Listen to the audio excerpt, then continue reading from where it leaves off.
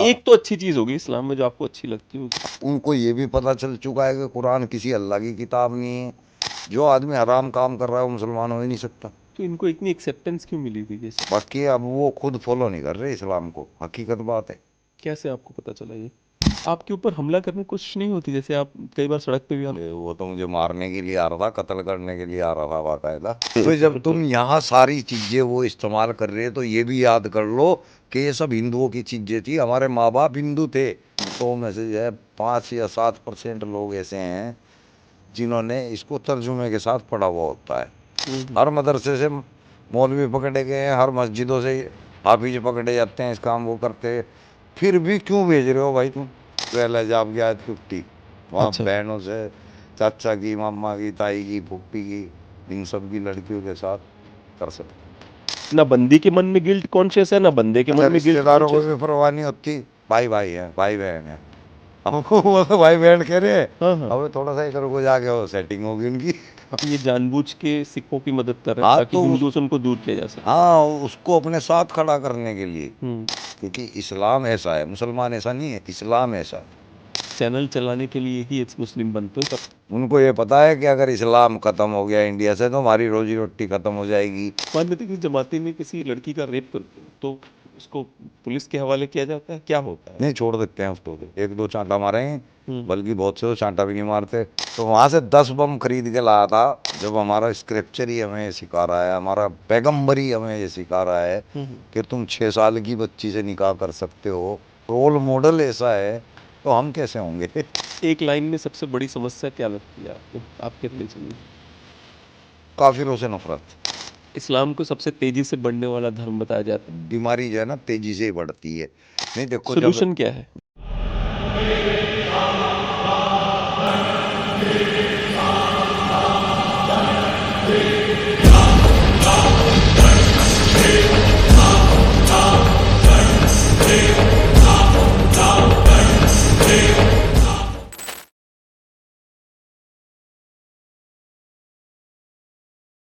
नमस्कार, मैं सुशील, आप इकोलेस देख रहे हैं। इकोलेस में आज हमारे साथ सलीम वास्तिक जी हैं। सलीम जी एक एक्स मुस्लिम कार्यकर्ता है और बहुत ही प्रभावशाली शिक्षक हैं। भारतीय समाज में धार्मिक स्वतंत्रता और बौद्धिक जागरूकता के एक तरह से ये प्रतीक है।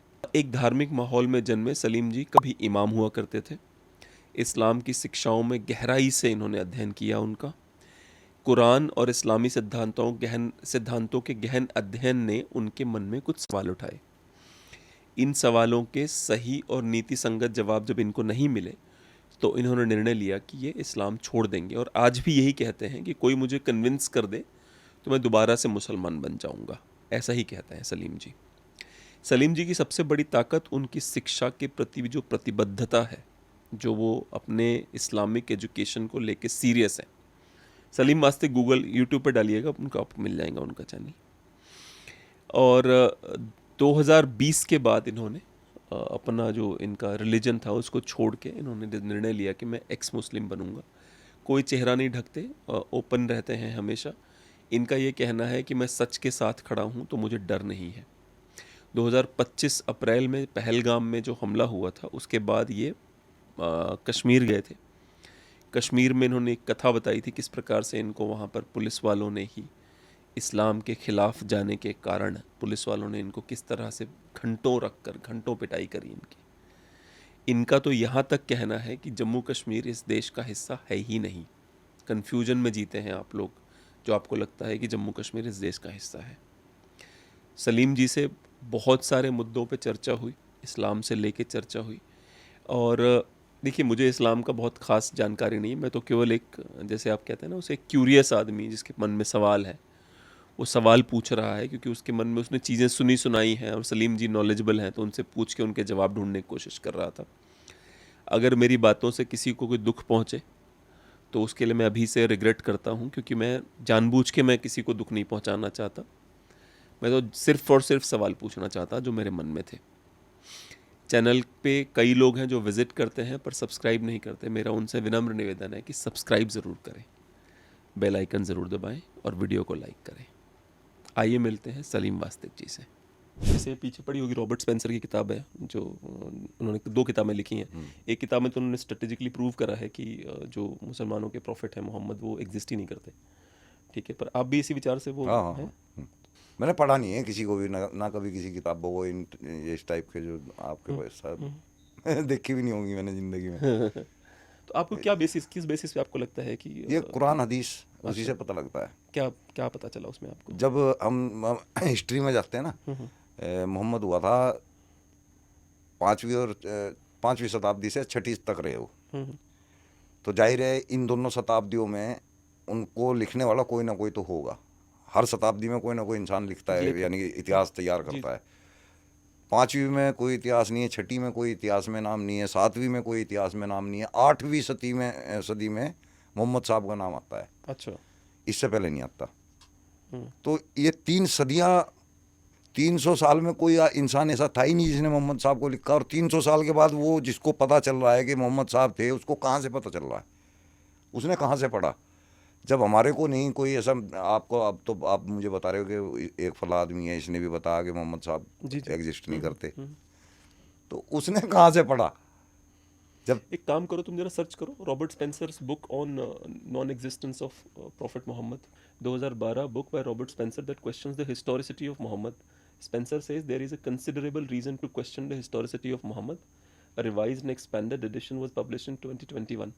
कोई इनका आर्टिकल खोलते हैं ना, Robert Spencer shows in his eye-opening new book, in his blockbuster bestseller The Truth About Muhammad, Spencer revealed the shocking contents of the earliest Islamic biography material about the Prophet of Islam.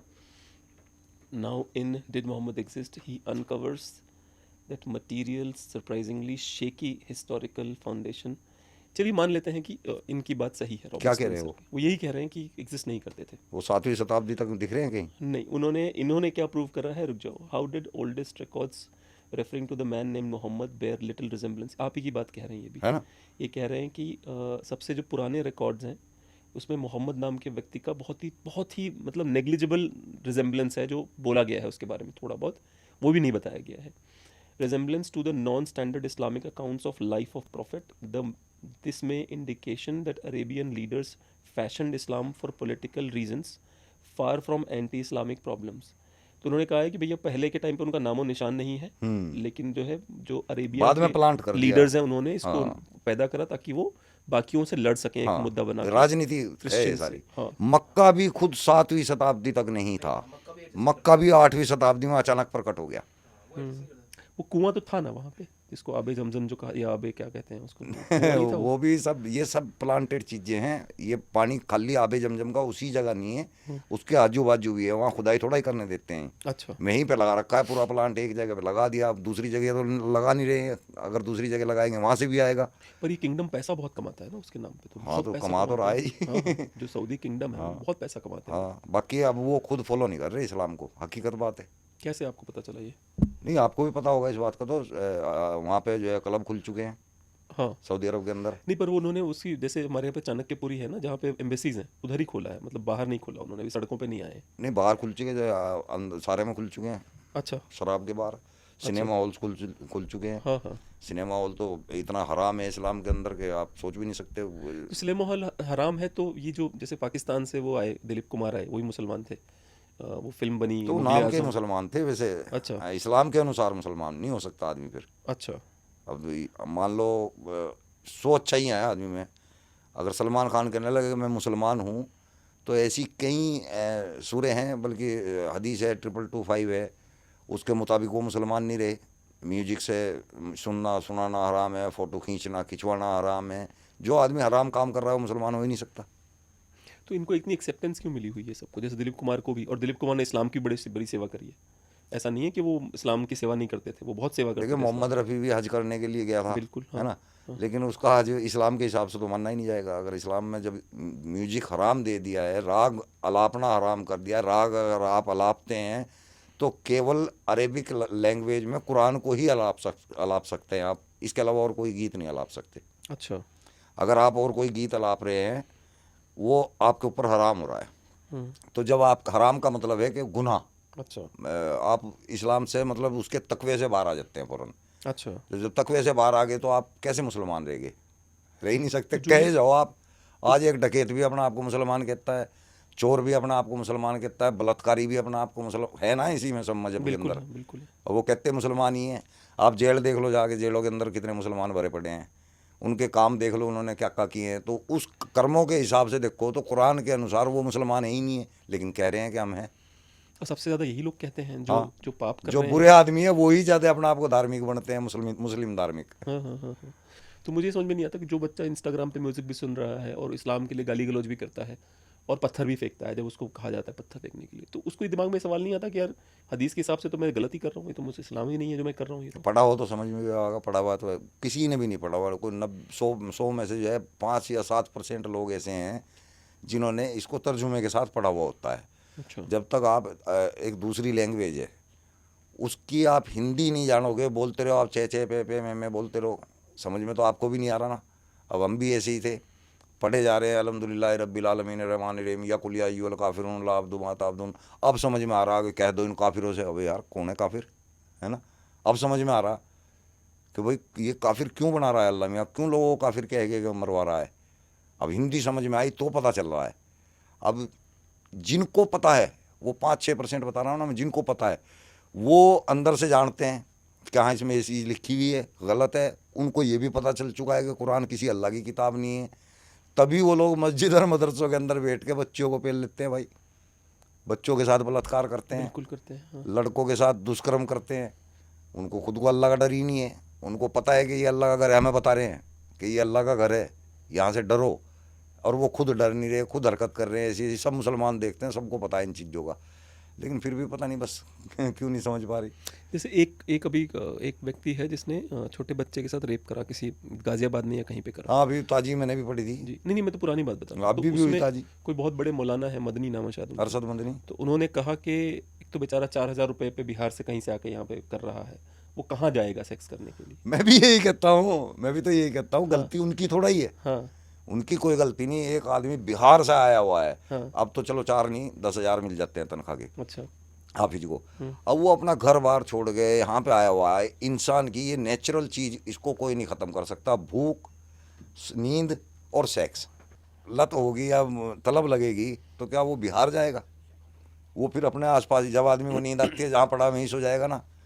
जब आदमी को भूख लगती है जो भी सामने आ जाता है वही पी लेता है, ले भाई आने दे जो भी आ रहा है। सेक्स का भी ये मसला है, उस टाइम जो सामने दिखता है, वहाँ सामने कौन होते हैं? स्टूडेंट, बच्चे बच्चियाँ, जो भी हाथ लगता है उसी को पेल देते हैं। उनकी क्या गलती? गलती तो हमारी है ना, हमें देखना चाहिए ना हम अपने बच्चों को कहाँ भेज रहे। सही बात है। जब हमें पता है कि मदरसों में ये हरकतें होती हैं, हमें बहुत सबको पता है, हर मुसलमान को पता है, अच्छा।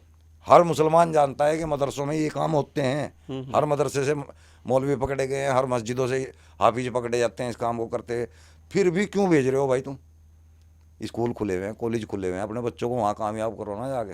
हाँ, लेकिन स्कूलों में भी होता है, बट स्कूलों में वही है कि बहुत रेयरली होता है और वहाँ जिम्मेदार अधिकतर ज़्यादा पकड़ लोग के हैं ना। अधिकतर जेल चले जाते हैं हाँ लोग। वहाँ हाँ, मैक्सिमम जेल ही जाएंगे, क्योंकि वहाँ और भी जिम्मेदार लोग हैं, और भी आंखें हैं देखने के लिए। लेकिन वहाँ नहीं है, वहाँ एक ही मौलवी लगा हुआ है ना। अगर दूसरा है तो वो दूर, सबके महकमे अलग अलग और क्या पता वो भी मिला हो भाई, हाँ, यू नेवर नो। सारे बाहर से आए होते हैं, कोई लोकल होता ही नहीं, बहुत कम होते हैं लोकल। तो जो बाहर से, वो सेक्स करने के लिए कहाँ जाएंगे? बाहर जाएंगे क्या? वो वहीं करेंगे जुगाड़ पानी अपना, तो मुझे लोंडे एक बात बेल बताइए, देते हैं और कुछ नहीं मुझे मिलता। एक बात बताइए कि जैसे कई बार ना मुझे ऐसा समझ में नहीं आता कि मतलब तो पता है मुझे कि इतना गलत हो सकता है मेरे अपने बच्चे के साथ, तो मैं क्या, मुझे अपने बच्चे की परवाह नहीं है? होनी चाहिए यार, मैं तो ये बात कहता हूँ कि होनी चाहिए, इतने तो हमें समझ होनी चाहिए। अब हम तो जाते नहीं उस बच्चे के साथ वहाँ बैठने के लिए, जब हमें पता कि भाई पिछले मौलवी ने भी हरकत कर दी थी, तो अगले की क्या गारंटी ले रहे भाई तुम? अगला भी कर सकता है, और जब पिछले को अल्लाह मियाँ वहाँ नहीं बचा सकता तो तुम्हारे वाले को वहाँ कैसे बचाएगा अल्लाह मियाँ? तो कम से कम ऐसी जगह तो भेजो जहाँ गारंटी थोड़ी बहुत तो हो कि हाँ भाई यहाँ बच्चा सेफ़ है। तो स्कूलों में बच्चा सेफ़ रहता है, और मदरसों की पढ़ाई किसी के काम आई हो तो पढ़ाओ। वहाँ से पढ़ के आदमी क्या बनेगा? चंदाखोर, या फिर पंचर लगाता फिरेगा, क्योंकि सारा टाइम तो अपना उसने वहीं खो दिया मदरसे के अंदर ही। जो कामयाबी के लिए टाइम होता है, लिखाई पढ़ाई से आदमी डॉक्टर बनेगा, इंजीनियर बनेगा, कहीं ना कहीं नौकरी मिलेगी, कोई अच्छी एजुकेशन प्राप्त होगी। तो वो एजुकेशन तो आपको नौकरी नहीं दिला सकती 10 रुपये की भी, तो फ़ायदा क्या है उसको सिखाने का? सिर्फ आखरत की तैयारी। अब फिर आखरत की तैयारी करोगे, दुनिया की नहीं होने की भाई। तभी तो फिर यहाँ पेंचर लगाते रहे, बिरयानी बेचते फिर जहाँ, केले की रेडियाँ लगाते फिर जहाँ, ऐसे ऐसे काम, और कुछ सीखा ही नहीं तो क्या करेंगे फिर? ये कोशिश हम कर रहे हैं कि इनसे मदरसा छुड़वा के, मस्जिदों से तो छुड़वा अभी के। मैंने सुना है 3-4% बच्चे ही जाते हैं मदरसे में, या नंबर ज़्यादा है ये वाले? नहीं 3-4 नहीं, 100 में से 90 मुसलमानों के बच्चे जाते हैं। अच्छा जी। हाँ, और बड़े आदमियों के भी जाते हैं। अच्छा नहीं, हाँ, मैंने तो जब भी बहस करो या ऐसे कोई बातचीत करो, लोग कहते हैं अरे मदरसा कोई नहीं भेजता अपने बच्चे झूठ बोल रहे हैं जिस मर्जी के घर में जाके पूछ लो, बेटे मदरसे में जाते हो? हाँ। को। अच्छा बल्कि स्कूल का पूछोगे तो आपको मैक्सिमम ऐसे मिलेंगे स्कूल नहीं जाते, मदरसे जाते हैं। अच्छा हाँ। अच्छा, ये जानकारी भी गलत है। तो एक बात बताइए, इस्लाम की जानकारी इतनी बंद क्यों है? मतलब नॉर्मल लोगों को उसकी जानकारी क्यों नहीं मिल पाती? जैसे आपको अपनी जान को दाव पे लगा के निकल के आना पड़ा कि सच बताने के लिए। वजह ये है ना कि दूसरी लैंग्वेज में है मजहब, अरेबिक। पर मैंने सुना है कुरान में अल्लाह कहता है कि मैंने तो आसान भाषा में समझा दिया तो तेरे को। आसान नहीं कि उनको लोगों को आसान हो गया ना। खाली उनके लिए था फिर हाँ, वो। ये अच्छा। अरे कुरान खुद कह रहा है ना कि तुम्हारे लिए तुम्हारी लैंग्वेज में भेज के आसान कर दिया मैंने। तो हमारे लिए तो ये नहीं हुई ना हाँ, और किसी के लिए है ही नहीं है ये। फिर। अच्छा ये तो गले पड़ गया। अच्छा। ये तो जबरदस्ती गले गिरा हमारे आक्रांताओं ने आके। उन्होंने आके यहाँ पे इस्लाम को फैलाया, लोगों को डराया, उनसे जजिया लेना शुरू कर दिया। जो जजिया नहीं देते थे उन्हें मारते थे, तो लोगों ने डर के इस्लाम को कबूलना शुरू कर दिया, क्योंकि उन्हें अच्छी ज़िंदगी जीनी थी अपनी। तो वो लोग हैं यहाँ पे जितने भी हैं, सुन्नी लोग हैं, कन्वर्ट हुए लोग हैं, हिंदू लोग हैं। यहाँ मुसलमान कहाँ थे? बाहर से ही आए थे ये लोग। हाँ हाँ हाँ हाँ। पर कुछ लोग ऐसे, जैसे वहाँ पे कहा जाता है जो मोपला वाला जो एरिया है वहाँ पे कुछ लोग ऐसे हैं जो शायद मतलब वहाँ से आके बस गए थे यहाँ पे। कुछ लोग उधर हैं और शायद कुछ लोग पता नहीं, यूपी में भी कहा जाता है कुछ लोग। हाँ, वो छितर रहे हैं इधर उधर सारे। कहीं लोग आके उधर से बसे हैं, बट 98% लोग शायद इसी यहीं ज़मीन के के हैं। 98% लोग इसी ज़मीन के हैं। वो तो जब के आक्रांता आए हुए हैं ना, उन्हीं में से रुके हुए हैं लोग। उन्हीं के वो वापस थोड़ा ही गए सारे, कुछ गए कुछ यहीं पे रह गए। उन्होंने ही यहाँ पे दीन को फैलाना शुरू किया है। उन्हीं के जो है आगे नस्लों में से हम निकल के आगे हम्म। तो इतने कट्टर क्यों हो गए लोग? मतलब जिस जिस बनाया, डरा डरा के। अच्छा जहन्नुम का डर, जहन्नुम की आग का डर, ऐसे ऐसे डर। फिर लालच, जन्नत का लालच, 72 हूर का लालच, शहद की नदियों का लालच, शराब की नदियों का लालच। अब लालच जहाँ मिल रहा है तो वो चीज़ मैं तो नहीं मानता सही होगी। लालच कहीं भी देख लो, जो लालच दे रहा है वो सही, स्कीम ही सही नहीं है। एक बात और बताइए, जैसे अगर आप मर्द की तरह देखते हैं, एक मर्द जो है उसको क्या चाहिए लाइफ में? जितनी मर्जी उतनी शादियां कर ले, ठीक है, कोई उसके ऊपर मोरल प्रेशर ना हो सेक्स करने का, कि अपनी कजिन सिस्टर पसंद आ रही उससे भी सेक्स कर लिया उसने, है ना, उसके ऊपर कोई मोरल प्रेशर नहीं। जैसे मैं ये नहीं कहता हिंदुओं में भी कजिन से सेक्स होता होगा, हम डैम श्योर अबाउट इट, क्योंकि नेचुरल है। पर वहाँ पे क्या है, गिल्ट है। लेकिन हिंदुओं के ग्रंथों में नहीं लिखा हुआ है, ग्रंथों में नहीं लिखा है, प्लस हिंदुओं ने ये भी कहा हुआ है कि जैसे हमारे लिखा हुआ है। हाँ, गिल्ट है कि अरे नहीं यार, कजिन से सेक्स नहीं करना चाहिए। हाँ, एक दर्द हाँ, है, एक बुरा हाँ। लगता है लोगों को। उनको अच्छा नहीं लगता कि यार हाँ, बहन के साथ नहीं भाई, और कहीं देख लेंगे। हाँ। तो लेकिन यहाँ पे क्या जस्टिफाइड है, आप समझ रहे हो हाँ, ना, कि यहाँ मतलब लिखा किया हुआ तो है, हाँ किया तो। सूरह अल-अहज़ाब की आयत 50, वहाँ अच्छा। बहनों से, चाचा की, मामा की, ताई की, फुप्पी की, इन सब की लड़कियों के साथ कर सकते हैं। तो मुझे एक बात बताइए, फिर लड़कियां भी तो मतलब जैसे लड़कियों का भी तो बेचारी बार बार कोई टच कर रहा है उनको। जैसे मान लो कोई महिला है, उसको कोई भी हाथ डाल दे रहा है, तो ये तो गलत है सरासर ना। मतलब भाई बंदी को तो रोज ही टच करे जा रहे हैं लोग, जहाँ शादी में इकट्ठा हो रहे हैं, 4 लोग आ रहे हैं, कोई भी पकड़ ले रहा है उसको, बंदी को उधर, कोई भी उधर पकड़ ले रहा है। ना बंदी के मन में गिल्ट कॉन्शियस है, ना बंदे के अच्छा, मन में गिल्ट रिश्तेदारों को कॉन्शियस भी है। परवाह नहीं होती, भाई भाई है, भाई बहन है। अब वो तो भाई बहन कह रहे हैं, हाँ हाँ अब थोड़ा सा इधर को जाके वो सेटिंग होगी उनकी। हाँ। पर वही तो सवाल है ना, मतलब कि बंदियों का भी कैरेक्टर खराब हो जाएगा कुछ दिनों बाद, उनको भी, क्योंकि देखिए अब तो हो रखा है ना, अब तो हम मुसलमानों की लड़कियों में ये नहीं है ही नहीं है अब कि मेरा भाई है। उन्हें पता कि कल को यही सैया बन जाएगा। एक महिला थी, मुझे नाम याद आ रहा है, क्या नाम था उनका, जो क्या नाम था यार, जिन्होंने बड़ी अच्छी किताब लिहाफ लिखी थी, एक उन्होंने छोटी सी एक बुकलेट नहीं, लिखी मुझे थी। नहीं जानकारी। इस्मत चुगताई नाम था उनका। अच्छा तो इस्मत चुगताई बड़ा ही शानदार, वो सिर्फ 70 के दशक में बड़े खतरनाक लिखती थी वो। अच्छा, तो उन्होंने, वो एक्स मुस्लिम ही रही होंगी आई एम श्योर। ठीक। तो उन्होंने अलीगढ़ मुस्लिम यूनिवर्सिटी के बारे में लिखा था कि इस गर्मी की छुट्टियों में भाई घर नहीं आए, बहनें बहुत उदास हैं। आप समझ अच्छा, रहे हो ना, हाँ, मैं समझ वो उनका गेम कहाँ से कहाँ लिख रही हैं। तो उन्होंने अपनी किताब में इस तरह के स्टेटमेंट लिखे थे बहुत सारे इस्मत चुगताई ने। और जब उनकी मृत्यु हुई तो उन्होंने कहा कि मुझे दफनाना मत, मुझे जलाना तुम लोग। और जब उनकी मृत्यु हुई है तो ये जो इस्मत चुगताई ने जावेद अख्तर जैसे लोगों को खड़ा किया, हाँ, हाँ। और उन्होंने बड़े बड़े लोग खड़ा किया, उन्होंने बहुत फेमस राइटर थी वो। अच्छा, पर कोई उनकी लाश में इसलिए नहीं गया कि वो, उन्होंने कहा था मुझे जलाना दफनाना मत। कोई उनकी लाश के पीछे पहुंचने नहीं गया, इस्मत चुगताई बेचारी मर गई, उनकी डेथ हो गई, कोई उनको पूछने नहीं गया उस समय। चलो, मैंने तो यहाँ बढ़िया कर रखा है, मैंने तो अपना सब कुछ दान कर रखा है। क्या दान किया आपने? पूरा गुर्दे, फेफड़े, दिल, किडनी, आंखें, सब कुछ दान कर रखा है। और फिर फार्म पे एक्स्ट्रा में लिख रखा, उसका ऑप्शन नहीं था, उसमें एक्स्ट्रा में लिख रखा कि बाकी जो कचरा बचेगा उसको कीमा बना के और पंछियों को, गिद्धों को, कौवों को, इनको आप खिला पारसी दो। भी हैं, हाँ? हैं? आप पारसी भी हैं। पारसियों में होता है ना कि जब जब एक टावर ऑफ साइलेंस होता है, जब पारसियों की मृत्यु होती है तो ना जलाते हैं ना दफनाते हैं, अच्छा, तो ये मुझे नहीं पता था। अच्छा, पारसियों में टावर ऑफ साइलेंस होता है, वहां पे ऐसे जाके बॉल लाश रख दी जाती है, गिद्ध और कौवों को खाने के लिए छोड़ दिया जाता अच्छा, है वो लाश हाँ, को। तो बस मैं चाह रहा हूँ मेरी एक एक चीज किसी ना किसी के काम आ जाए। इसीलिए वो सुना होगा आपने, वो जो एक कविता नहीं लिखी है, कागारे तो से इतनी अरज मोरी, चुन हाँ चुन हाँ हाँ खइयो रे मांस, हाँ। अरजिया नैना मत खाइयो, उनमें पिया के मिलन किया। तो पारसियों ने लिखा है, क्योंकि पारसियों के यहाँ ये लाशें ऐसे छोड़ दी यहाँ पे जाती मुझे हैं। ना तो हिंदुओं का कॉन्सेप्ट अच्छा लगता ना मुसलमानों का अच्छा लगता। मुसलमान दबा देते हैं, वो उसको कीड़े खा जाते हैं। हिंदू उसको खुद ही राख बना देते हैं, तो ना तो उनका किसी के काम आया, ना उनका किसी के काम आया। कम से कम हमारा सामान किसी को आंखें दे देगा, किसी को दिल, गुर्दा, फेफड़ा, कुछ ना कुछ दे ही देगा। पर आपके यहाँ तो अलाउड भी नहीं है शायद दान हाँ, करना, इस्लाम में नहीं है। अलाउड नहीं है दान करना, क्योंकि शरीर एज इट इज चाहिए, वरना स्वर्ग हाँ, में तो हम तो अच्छी अच्छी चीज़ों को मानते हैं, वो इस्लाम में हो या ना हो, उससे हमारे को इस्लाम में कुछ है ही नहीं है यार। अच्छा। चलिए, अच्छा, इसी पे सवाल उठ, हाँ एक तो अच्छी चीज होगी इस्लाम में जो आपको अच्छी लगती होगी। हाँ, पहले मैं बहस भी करता था इस्लाम के अंदर, फितरा ज़कात की बहुत बहस करता था मैं कि ये दुनिया में किसी भी और मजहब में नहीं है। तो बाद में समझ में आई, मैं कहा यार ये फितरा ज़कात भी बेकार चीज़ है। क्योंकि ये क्या करते हैं कि फितरा ज़कात भी मुसलमान को ही देते हैं, हम्म। उसकी जात देख के देते हैं। तो वो काहे का दान हुआ जब आप जात जात को देख के दे रहे हैं कि अंधा वाटे सीरनी और बट टटोल टटोल के दे, है ना, कि मतलब अपना अपनों को हाँ दे। हाँ वो हाँ काहे का हाँ दान भाई? हाँ हाँ दान हाँ। तो वो है कि भाई जो ज़रूरतमंद दिख रहा है उसको दे दो, उसमें क्या जात पर देखनी। पर इस्लाम का तो ये फंडा तो बहुत क्लियर है, शुरू से रहा है। डॉक्टर भीमराव अंबेडकर भी इस पे लिखते हैं कि ये जो इस्लाम है वो एक एक मतलब ब्रदरहुड है, उसके अंदर ही सब कुछ है। इस्लाम में जो वो स्टेटमेंट लिखा हुआ है कि एक इंसान का कत्ल इंसानियत का कत्ल है, वो भी इस मुसलमानों के लिए लिखा गया है, हाँ। वो सबके लिए नहीं लिखा गया सबके है। लिए नहीं हाँ। लिखा है, वो मुसलमान के लिए है कि अगर मुसलमान का कत्ल कर दिया बेगुनाह, वो गलत है। हम्म। बाकी अदर जितने भी लोग हैं इनको तो इंसान कहा ही नहीं है ना, हम्म। इनको तो टट्टी बोल दिया, पखन्ना बोल दिया, नजस शब्द इस्तेमाल हुआ है उसके लिए, नजस के मायने टट्टी होता है। तो बाकी जितने हिंदू या सिख, ये जो सिख बावले हो रहे हैं ना कि मुसलमान मुसलमान, ठीक है, ये अच्छी बात है। मैं तो कहता हूँ ये अभी मुसलमान गए हैं सिखों की मदद करने के लिए, अच्छी बात है। मैं चाहता हूँ कि मुसलमान ऐसे हों, लेकिन अभी इनको पता नहीं है कि जिस टाइम ये हिंदू कम हो जाएंगे ना और सिख रह जाएंगे, फिर ये सिखों को पेल लेंगे, क्योंकि वो भी काफिर हैं कुरान के हिसाब से।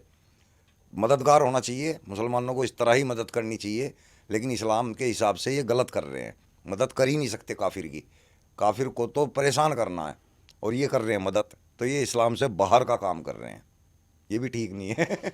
एक एक जैसे जब ये इस तरह के काम करते हैं तो बहुत सारे लोग आरोप लगाते हैं कि ये उसके तहत आ रहा है, अल अल तकैया। तकैया के तहत आ रहा है, कि ये जानबूझ के सिखों की मदद कर रहे हैं हाँ ताकि तो हिंदू से उनको दूर किया जा सके। हाँ, उसको अपने साथ खड़ा करने के लिए, हम्म।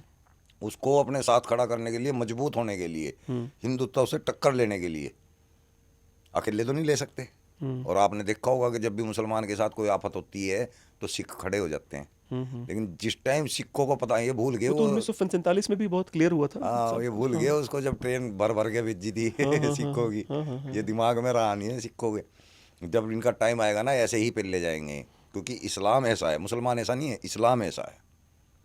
पर मैं एक बात बताता हूँ, मैं दुबई गया था भाई साहब, उसमें वहाँ पे दुबई में मुझे मेरी गाड़ी रेत में फंस गई, ठीक है। तो अरबी लड़के आए दो, ठीक है, वो उन्होंने रस्सी निकाली अपनी, अच्छा मेरी गाड़ी से बहुत महंगी गाड़ी में चल रहे थे वो लोग, अमीर भी थे, वो देखने में लग रहे थे। रस्सी निकाली, गाड़ी के नीचे घुस के जाके बांधा रस्सी उसने मेरी गाड़ी के नीचे, मुझे बोला तुम बैठे रहो। उसके बाद अपनी गाड़ी के नीचे घुस के बांधा, फिर गाड़ी ने खींच के बाहर करी। मैंने थैंक यू बोला तो बोला अरे कोई बात नहीं, बिना चप्पल के थे क्योंकि रेत थी सारी, तो बिना चप्पल के चल रहे थे वो लोग। वो बच्चे, वो भी तो मुसलमान ही हैं, वो इतने अच्छे कैसे हैं तो फिर? बता तो रहा हूँ भाई जी, अच्छा बुरा हर मजहब के अंदर इंसान होता है। जब तक उन्होंने नहीं पढ़ा स्क्रिप्चर को तब तक वो अच्छे हो सकते हैं। जिस टाइम वो उसको पढ़ लेंगे और फिर उसको पढ़ने के बाद उनके ऊपर अमल हो जाएगा, वो करना पड़ेगा उनको अमल, फिर वो अच्छे हो ही नहीं सकते। फिर वो आपसे नफरत करेंगे, मदद नहीं करेंगे आपकी, आप कत्ल के लायक हो जाओगे, कुरान के अंदर लिखा हुआ है। अब जब वो मदद कर रहे हैं ना, इसका मतलब उनको स्क्रिप्चर का पता ही नहीं है। जिनको पता नहीं है वो तब तक इंसान है, जिस टाइम उनको पता लग गया फिर वे इंसान नहीं है भाई, फिर वे शैतान है। आपके ऊपर हमला करने की कोशिश नहीं होती? जैसे आप कई बार सड़क पे भी आप मैं तो बोलने डंडा लग डाल जाते। दूंगा ना, पता है लोगों को। अच्छा। कि सड़क पे आप कई बार बोलते मैं रहते, तो ऐसे ही पर चाहता आपकी हूँ एक सबसे खुलेआम। अच्छी बात मुझे ये लगती है कि आप डिसरिस्पेक्ट नहीं करते हो कभी भी। मुझे जो आपकी सबसे अच्छी बात लगती है कि ना आपने कभी जो मुसलमानों के पैगंबर हैं मोहम्मद, उनके बारे में कभी उल्टा नहीं बोला जो आपने। मर गया उसके बारे में क्या उल्टा बोलना है ना, जिंदों के बारे में बात करेंगे हम, मरे हुए को क्या उल्टा सीधा बोलना। हाँ, जो उसके बारे में लिखा हुआ है वो हमें एज इट इज बता देते हैं, हम्म।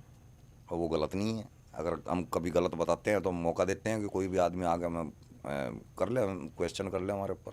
तो बहस करने आते हैं लोग आपसे? हाँ, बहुत मेरी रिकॉर्डिंग चलती है। अच्छा हाँ। अच्छा। तो जैसे बहस करने आ गए आपके पास, फिर आपने जवाब दे दिए, तो कभी ऐसा हुआ है कि लोग वापस मतलब एक्स मुस्लिम बन गए? हाँ हाँ, बहुत। ये भी बैठा है, इसका उस्ताद भी है।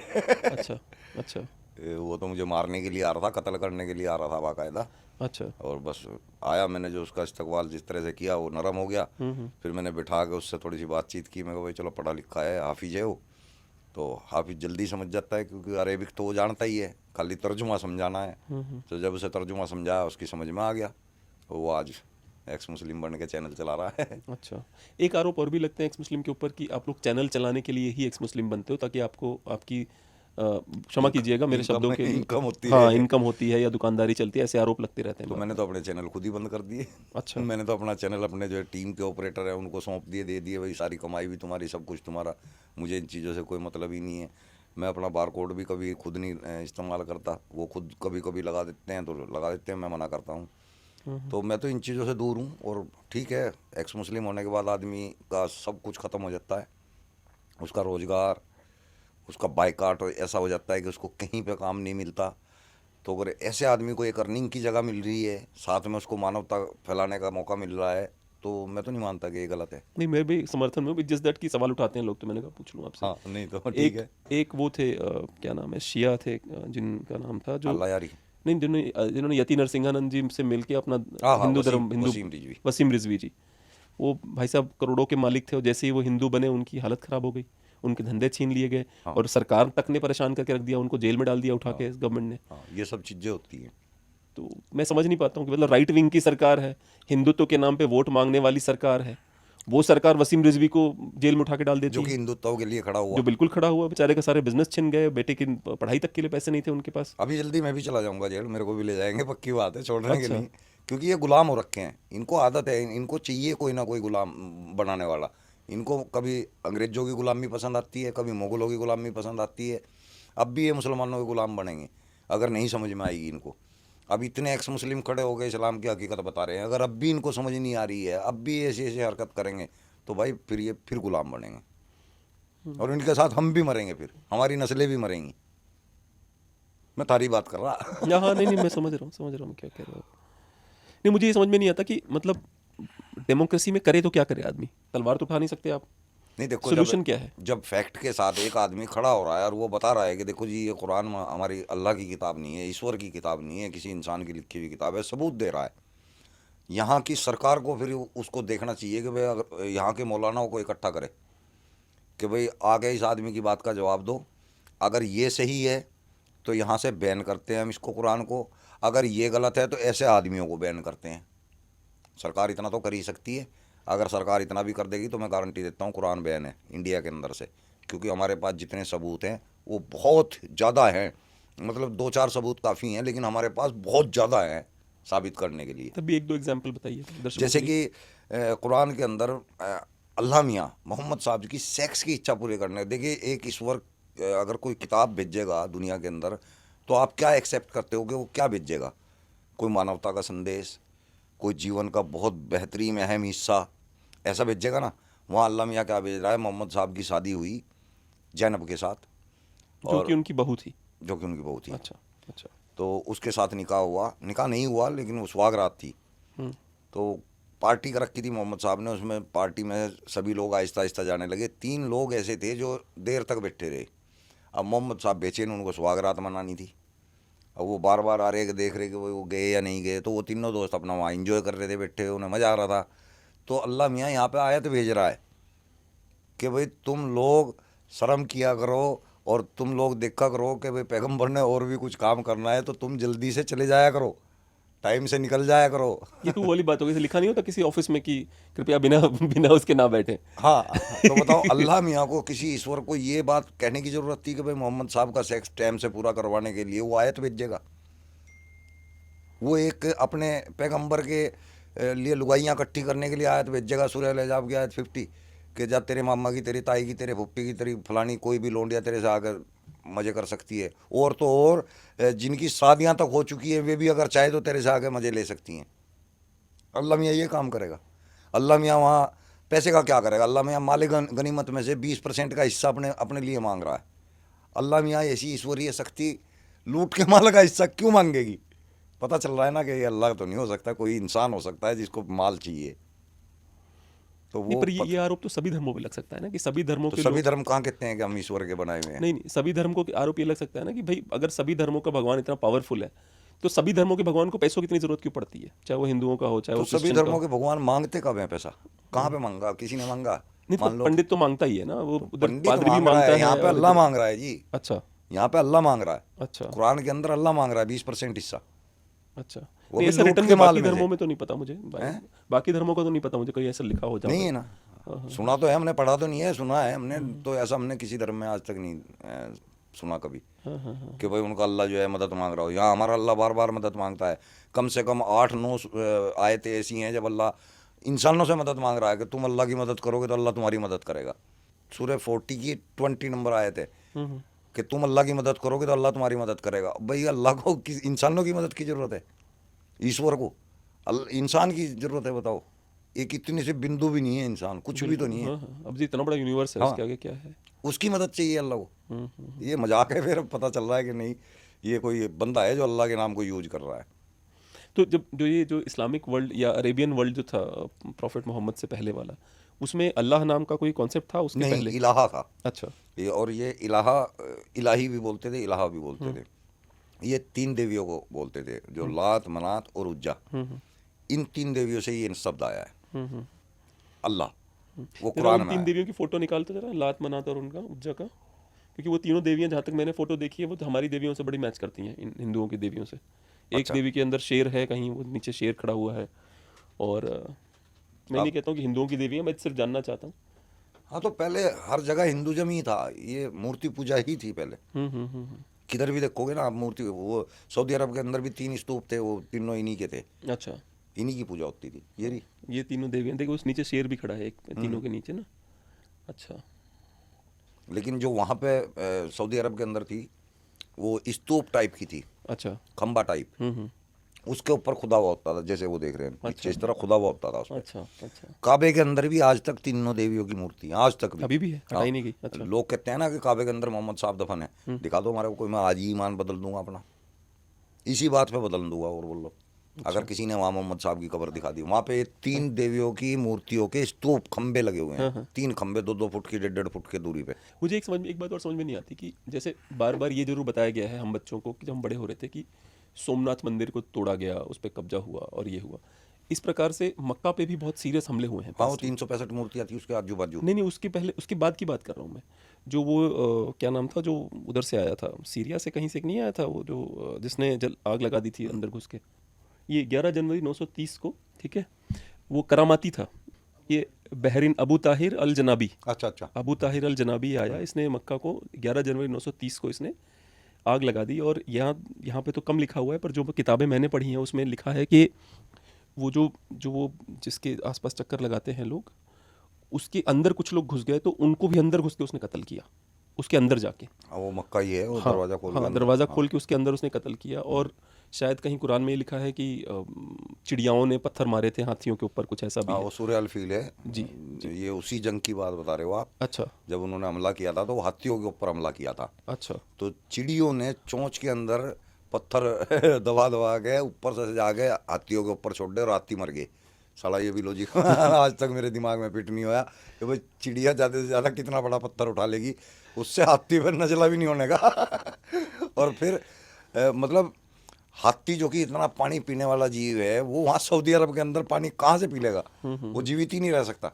नहीं, पर हाथी उधर मिलते हैं, जैसे एक सऊदी अरब में तो नहीं, पर मोरक्को के आसपास, जहाँ पे पानी हाँ, उपलब्ध है, मोरक्को के आसपास हाथी पाए जहाँ जाते पानी हैं। उपलब्ध हाँ, है। वो आते हैं, वो अफ्रीका से, मक्का में अगर आप वो चक्कर लगाते हैं अफ्रीका पर, सऊदी नहीं जाते, वो उधर से अफ्रीका चले जाते हैं, अफ्रीका से मोरक्को आते हैं, वो वहाँ रेत में घूमते हैं। हाँ, उस लेकिन जो बीच का हिस्सा है हाँ, वहाँ पे हाँ, हाथी जीवित रह ही नहीं पाएगा। वहाँ आदमी को पानी बड़ी मुश्किल से मिलता है, हाथी को कहाँ से मिलेगा? पर ये जनाबी जो था, इसने मतलब इसने तो शायद फिर ये जो ऐसा भी क्लेम किया जाता है कि लिखा हुआ है उसमें कि जो वो मक्का का जो पत्थर है वो उठा ले गया वो वहाँ से। वो संज्ञास्पद हाँ, वो ले गया, उस वहाँ ले बाथरूम में जाके लगा बाथरूम में लगाया उसने लोगों ने, उसको। पता नहीं कितने साल उस पर मुत्ता। हाँ, ऐसा भी किया है, ऐसा भी कहा जाता है और कि अब जाके उसे चूम रहे लोग। हाँ। तो मुझे ये समझ में नहीं आता कि इस तरह की कहानियां क्यों प्रचलित नहीं हैं, जबकि सोमनाथ के तोड़ने की तो खूब कहानियां हैं। इसकी कहानी का, इसके किस्से का कि इस तरह हुआ था, जी जी जी। मुझे भी नहीं पहले पता था। और ये जनाबी जब तक जिंदा था तब तक उसने पत्थर भी नहीं लौटाया, बार बार इससे जो भी खलीफा थे मांगते रहे, उसने नहीं लौटाया। जब उसका बेटा आया तो उसने बहुत सारे पैसे लिए, फिर लौटाया कि कोई बात नहीं, पैसे दो मुझे इतने सारे, फिर मैं लौटाऊंगा। लेकिन मुझे सबसे सरप्राइजिंग ये लगता है कि हमें कभी इस तरह की कहानियां नहीं पढ़ी, जबकि विकिपीडिया पे अवेलेबल है ये। हाँ, ऐसा नहीं है कि कोई छुपी धड़की छुपी सही बात बात है, है। विकिपीडिया पर अवेलेबल है, पर हमें नहीं बताई जाती ये बातें बिल्कुल। Trusted site. हाँ, क्यों इतना रोका क्यों जाता है इसको, इतना मतलब बाकी इस्लाम के अंदर की बातें बाहर क्यों नहीं निकाली जाती हैं? अब आप जैसे रामायण बन गया, महाभारत बन जैसे गया। कि अभी इसने बेचारे ने फिल्म बनाई तो थी अमित जानी ने। जब भी ऐसी कोई मूवी आप इस्लाम के ऊपर कुछ भी बनाओगे ना, तो इनको गुस्सा आता है कि हमारी बातें क्यों दिखा रहे हैं। हमारी साथ भी इनको गुस्सा, पता क्या, हम नास्तिक हो जाओ, एक्स मुस्लिम हो जाओ, मुसलमानों पे कोई फर्क नहीं पड़ने वाला। इनको फर्क क्या पड़ रहा है कि हम बैठ के लोगों को बता रहे हैं, इस चीज़ का फर्क पड़ रहा है, इसलिए इनको गुस्सा आ रहा है, इसलिए हमसे नफरत कर रहे हैं, इसलिए हमारे को मारने को घूम रहे हैं, इसलिए हमारे को फ़ोन पे धमकियाँ देते हैं। अगर हम यूट्यूब पे बैठ के किसी को ये बात ना बताएं, घर में बैठ के हम जितना मर्जी मोहम्मद को गालियाँ दे लें, जितना मर्जी हम अल्लाह से मतलब वास्ता ख़त्म कर लें, इनको कुछ भी नहीं होने वाला, ये हमें कुछ भी नहीं कहेंगे। इनको दिक्कत ये है कि हम दूसरों को, हिंदुओं को ये बात क्यों बता रहे हैं। तो अगर अच्छाइयाँ हैं तो बताने में बुरा प्रॉब्लम क्या है? वो जब कुरान सारी अच्छाइयों की किताब है, बताने दो ना। बिल्कुल भाई, अब जो अच्छा है तो जैसे फिल्में आने दो भाई। भगवत गीता है, आप इसको क्रिटिसाइज कर लो, मुझे फर्क नहीं पड़ता। हिंदुओं की रामायण बनी, बिल्कुल, किसी ने कोई दिक्कत नहीं करी है, बल्कि हिट हुई है, लोगों ने देखी है, उनको अच्छी भी लगी है। मुसलमानों ने भी देखी, मुसलमानों ने सबसे ज्यादा देखी है। मुसलमानों ने भी खूब देखी है। हाँ, और रामायण इसी आपको तो तरह पता होगा, आप महाभारत। हमारे एज के हैं, आपको तो पता होगा, बहुत दबा के देखी मुसलमानों ने। जी, उस टाइम इकट्ठे हो जाते थे गलियों में। हाँ हाँ हाँ। महाभारत बनी, उसको लोगों ने देखा है। अपनी पे क्या दिक्कत हो रही है, क्योंकि इनको पता है कि यहाँ की पोल खुली तो सारी कहानी मुल्लाओं की, ये मुसलमानों को नहीं दिक्कत है, मुल्लाओं को। उनको ये पता है कि अगर इस्लाम खत्म हो गया इंडिया से तो हमारी रोजी रोटी खत्म हो जाएगी। इन्होंने यहाँ कितने तरीके से रोजी रोटी पैदा कर रखी है, मजार बना रखे हैं जगह जगह, जबकि अलाउड नहीं इस्लाम में। मतलब ही नहीं है। सूरह निसा की आयत 48 है, 116 है, उसके अंदर मना है ये चीज़ें, शिर्क में आ जाती है, हराम में आ जाती है, इस्लाम के अंदर ही नहीं। इन्होंने उसको रोजगार बना रखा है, कितनी बड़ी बड़ी मज़ारें बनी हुई हैं। वो देखो अजमेर वाला जो है, ये दिल्ली वाला निजामुद्दीन और मज़ारें ही तो हैं ये हाँ, सभी। कलियर, हाँ, सरीन शरीफ, हाँ, हाँ। ये देखो कितनी बड़ी बड़ी दुकानें बना और रखी एक हैं। से एक रेपिस्टों की मज़ारें बनी है। हाँ, एक वो जो वहाँ कहीं के कौशाम्बी में कहीं एक मज़ार बनी है, जिसकी गर्दन सुहेल देव ने खुद काटी थी, क्योंकि बहुत बड़ा रेपिस्ट था वो, किसी उसका पीर बाबा बना दिया हाँ, इन्होंने। वो जो अफगानिस्तान से आता था, वो उसका मामा का लड़का था शायद वो। वो सरीन शरीफ वाला भी तो डकैत था। अच्छा। हाँ, और इन लोगों की मज़ारें, और हिंदू भी जाके चक्कर काटते रहते वहाँ लगातार। हिंदू ज्यादा जा रहे हैं। हाँ। समझ में नहीं आता पागल लोगों के, तुम वहां जाके इनको पैसे दे तुम्हारे रहे हो। पूर्वजों को रेप करा उन्होंने यार, तुम मतलब मेरा इस्लाम के अगेंस्ट मेरा कोई prerogative नहीं, जो है। सच है उसको मैं कहने खाली में सच क्या बता दिक्कत रहा हूँ भाई है? कि हाँ। मतलब तुम्हारे रेपिस्ट हैं यार, उन्होंने हाँ, रेप करा किया तुम्हारी है बहन बेटियों का। इन्होंने। हाँ। और उनकी गर्दनें तुम्हारे लोगों ने काटी हैं। हाँ। मतलब कहीं तो जीते तुम्हारे लोग, तुम उनकी मज़ारों पे आज भी चक्कर काटते हो। हद हो रखी है यार भाई साहब। उन निजामुद्दीन, हाँ, ये सॉरी क्या नाम इसका, ख्वाजा, ख्वाजा औलिया जो है था। ना? हाँ, कितने- 1 लाख गायें काटी थी उसने। देखो, और वहां जाके मत्था टेक रहे हाँ, हैं। 1 लाख गायें काटी थी उसने, 1 लाख। हाँ, अब बताओ, 1 मत्था लाख टेक तुम्हारी रहे हैं। गायें इसलिए काटी कि तुमसे वो तुम्हें दिखाना चाहता था वो कि- हिंदुओं को मारने के लिए, मतलब उसका संगठन चलता था बाकायदा। ये ऐसे ही ये निजामुद्दीन डकैत था। अच्छा। हाँ। अच्छा, मुझे नहीं पता था ये इनके बारे में। और क्या थे, ये हिंदुओं को मारने वाले लोग थे, तभी तो इनको ऊंचा बनाया गया, पीर बता दिया गया इनको कि इन्होंने इस्लाम को बढ़ाने के लिए ये काम किए हैं। मुगलों ने क्या किया है, मुगलों ने भी तो यही काम किया है, मारा है लोगों को। आज भी जो अकबर बादशाह को इतना लोग महान बताते हैं, अकबर महान, बताओ बच्चा क्या महानता की उसने ये कहा है कि अल्लाह ने मुझे मौका दिया है गजवाए हिंद करने का, अल्लाह ने मेरे को ये नेक काम करने का मौका दिया। गजवाए हिंद का मतलब हिंदुओं का खात्मा। बिल्कुल। तो तुम लोग उसको महान बता रहे हो, अपनी किताबों में लिखने वाले भी तुम ही हो। मुसलमान नहीं लिख रहे, हिंदू लिख रहे हैं अकबर महान। अब आप सोच के देखो कि अकबर ने एक मेवाड़ नाम के जो जो महाराणा प्रताप थे, उनसे वो जो हल्दी घाटी का युद्ध हुआ, तो वहाँ अकबर के बड़े लोग मार दिए गए। ठीक है, तो स्टेलमेट हुआ, क्योंकि ना वो जीते ना ये जीते। ठीक है, वो उधर से महाराणा प्रताप वहाँ से चले गए। तो जब वहाँ महाराणा प्रताप का संरक्षण मेवाड़ से हट गया, तो अकबर का विशेष आदेश गया कि जो औरतें, बच्चे, बूढ़े जो मिले सबको मार दो। 30,000 लोगों का एक दिन में कत्ल हुआ था मेवाड़ के अंदर अंदर। हाँ, और तभी मेरे ख्याल से जोहार भी हुआ था। हाँ, और ये बताओ, ये महान अकबर महान कहाँ से हुआ? हाँ। 3,000 रानियां हैं मैं जिसके पास। मैं तो खुद सवाल उठाता हूँ, हाँ, मैं तो- हिंदुओं को ही समझा रहा हूँ, मैं कहा भाई तभी मतलब, क्योंकि हम भी जो है ना कल के हिंदू हैं, जो पिछले बीता हुआ कल है ना, उस टाइम के हिंदू हैं हम, यानी कि हमारे पूर्वज हिंदू थे। बिल्कुल। तो अगर वो समझदार होते तो, पर पता नहीं उनके ऊपर क्या ऐसी क्या आफत बीती आई, होगी। हाँ, हाँ, हाँ। क्या उन पे बीती कि उन्होंने जो है धर्म परिवर्तन किया। अच्छाई तो कुछ है नहीं इस्लाम में बताने को, एक तो अच्छा ही होगी, कोई एक अच्छा ही बताइए। और मैंने कोशिश किया था ना, बताया था चलो ना, दोबारा से कोशिश करिए, एक बार मैंने फिर से कोशिश। मैंने कोशिश की थी। तो अपने जीवन में मुझे दो ही अच्छाई मिली थी, फितरा और ज़कात। फितरा क्या होता है? फितरा मदद करना, अच्छा। और ज़कात अपनी कमाई का हिस्सा देना। तो वो मैंने जब जाके अब सर्चिंग में आया, पता चला कि फितरा ज़कात भी हम सिर्फ मुसलमान को ही दे सकते हैं। हर किसी को नहीं दे तो सकते। ये भी नफरत का हिस्सा हो गया कि भाई तुम बाकी लोगों से नफरत कर रहे हो, सिर्फ मुसलमानों को ही तुम देख रहे हो, भाई उन्हीं की मदद करनी चाहिए। एक संगठन है जमीयते उलेमाए हिंद, ये क्या है? क्योंकि मैंने देखा है कि सबके ऊपर इसका बड़ा असर है। मतलब अगर नॉर्मल मुसलमान है तो वेट करता है जमीयत आदेश क्या देने वाला है। ये निजामुद्दीन से ही चलता है ना सारे जमात का। अच्छा। हाँ, ये हेड है, अच्छा। मरकज है। अच्छा। तो ये इनका काम होता है कि देश विदेश के अंदर जगह जगह पे जमातें भेजना। अच्छा। जमातों में 10 आदमी, 11 आदमी, 14 आदमी, 18 आदमी इस तरह इकट्ठे करके भेज देते हैं अलग अलग शहरों में, अलग अलग ज़िलों में, अलग अलग देशों में। वहाँ जाके ये लोग दीन को फैलाने की तबलीग करते हैं, दीन के अच्छा, बारे में। तबलीगी जमात भी नहीं से जुड़ी हुई हाँ, है? वही नहीं है। अच्छा, जिसको सऊदी अरेबिया ने बोला यही आतंकवादी संगठन है। यही जमातुल उलमा है। अच्छा, जब सऊदी अरेबिया ने इनको बोला ये आतंकवादी संगठन है, इनको एक हाँ, रुपया मत दो। ये साले आतंकवादी तो हैं, और क्या है। अच्छा। ये इनको खुद को, अब जो आज के हमारे अनपढ़ बच्चे हैं वे तो ये सोचते हैं कि भाई चलो जमात में सीखना सिखाना होता है, जमात में जो है अच्छा काम होता है। तो अच्छा अच्छा कुछ नहीं है। जो अनाड़ी आदमी है वो तो वहाँ रोटी वोटी के लिए जाता है, क्योंकि जमात के अंदर जैसे कि मान लीजिए यहाँ पे जमात आई कहीं से, तो अब यहाँ के मुस्लिमों का फ़र्ज बन गया कि सुबह का नाश्ता उनकी जिम्मेदारी, दोपहर का नाश्ता उनकी जिम्मेदारी, रात का खाना उनकी जिम्मेदारी। बेहतरीन से बेहतरीन खाना बनाते हैं जमातियों के लिए। तो इनको फ्री का खाना, फ्री की बोटी, सब कुछ बेहतरीन मिलता है। और ये घर घर जाके फिर इस्लाम की, आओ भाई आओ, चलो अल्लाह के शेरो, आओ मस्जिद में नमाज पढ़ते हैं, आओ जमात में नाम लिखो, आओ अपना। तो ये लोगों के अंदर ऐसे ईमान ताज़ा करते हैं, ईमान ताज़ा नहीं, उसमें घुसाते हैं ज़बरदस्ती। और मान लेते हैं कि जमात किसी जमाती ने किसी शर्मा शर्मी मानते हैं यार। जब 50 आदमी तुम्हारे को पकड़ के खड़े हो गए, हाथ तुम्हारा पकड़ लिया, आदमी क्या करेगा फिर? वो बेचारा वो भी चल देता है पीछे पीछे। अब हमारे जैसों का तो नहीं पकड़ सकते, हम तो कह देंगे हाँ बता किस लिए जमात में ले जा, क्या करेगा बता, बता क्या करेगा वहाँ ले जाके। तो हमारे को क्या बताएंगे, है नहीं ना कुछ बताने को। मान लेते हैं कि जमाती ने किसी लड़की का रेप कर दिया तो उसको पुलिस के हवाले किया जाता है, क्या होता है? नहीं, छोड़ देते हैं उसको, एक दो चांटा मारेंगे, बल्कि बहुत से तो चांटा भी नहीं मारते, अल्लाह देखेगा इसको, और उसको भगा देते हैं वहाँ से, और उस बात को वहीं के वहीं गुप्त कर देते हैं। ये बात पुलिस तक कब जाती है? जब किसी तीसरे काफिर को पता लग जाता है, वो कार्रवाई कर देगा तो वो बंदा जेल चला जाएगा। तो माँ बाप को फर्क नहीं पड़ता कि मेरी अपनी ही बेटी का रेप हो गया? वो माँ बाप भी वो भी यही चाहते हैं, मतलब उन्हें अपनी बेटी के रेप से ज़्यादा बुरा वो लगता है कि इस्लाम ना बदनाम हो जाए, बेटी की बेशक आवाज़ जितनी मर्जी उड़ जाए। गजब ब्रेन वॉशिंग, गजब, मतलब नेक्स्ट लेवल भाई नेक्स्ट लेवल। हम भी थे यार कभी ऐसे बड़े भाई, हम भी थे। हम हिंदू मुस्लिम दंगे में शामिल रहे हैं, हमने बहुत बुरे बुरे जिंदगी में काम किए हैं। आज हम पछतावा, हम सोच रहे हैं क्या पता ये हमारा प्रायश्चित ही हो। क्या क्या आपने हिंदू मुस्लिम दंगों में? मेरे एक भाई बताने का, बताने लायक है या फिर नहीं मैं बता चुका पुलिस पहले नहीं उठा लेगी? नहीं मैं बता चुका पहले भी। एक्चुअली ये तो सभी को पता है, मैंने पहले भी कबूल किया हुआ है कि मैं पहले जो है बदमाश टाइप का आदमी था, दबंग आदमी था, नहीं, दबंग तो आप हो, अभी भी लग रहे हो आप दबंग, इसमें कोई दो राय नहीं है। हाँ। तो मैं क्रिमिनल एक्टिविटी में भी ज़्यादा इन्वॉल्व था उस टाइम। ये 1990 में जो दंगा हुआ था, राम वो लेके नहीं गया था, वो क्या नाम था उसका, अडवाणी जी, लाल कृष्ण अडवाणी, रथ यात्रा लेके गया था। तो शामली के अंदर रथ यात्रा के लोग रुके हुए थे। तो उस टाइम मेरा एक भाई था, उसका नाम था दिलसाद, मेरे मामा का लड़का था। उसकी हमारी प्लानिंग थी कि वहाँ पे पूरे उस पे स्कूल पे, वो वेस्ट इंटर कॉलेज है जहाँ पे वो पूरे कार सेवक रुके हुए थे। हमारी प्लानिंग थी 10 बम थे कि वो वहाँ जाके वो बम फेंक देने सारे के सारे, तो वे सारे ख़त्म हो जाते। अब वो मेरा भाई दिलसाद जो है यहाँ पे लाख बावड़ी से थोड़ा सा आगे खरड़ गांव पड़ता है शामली में।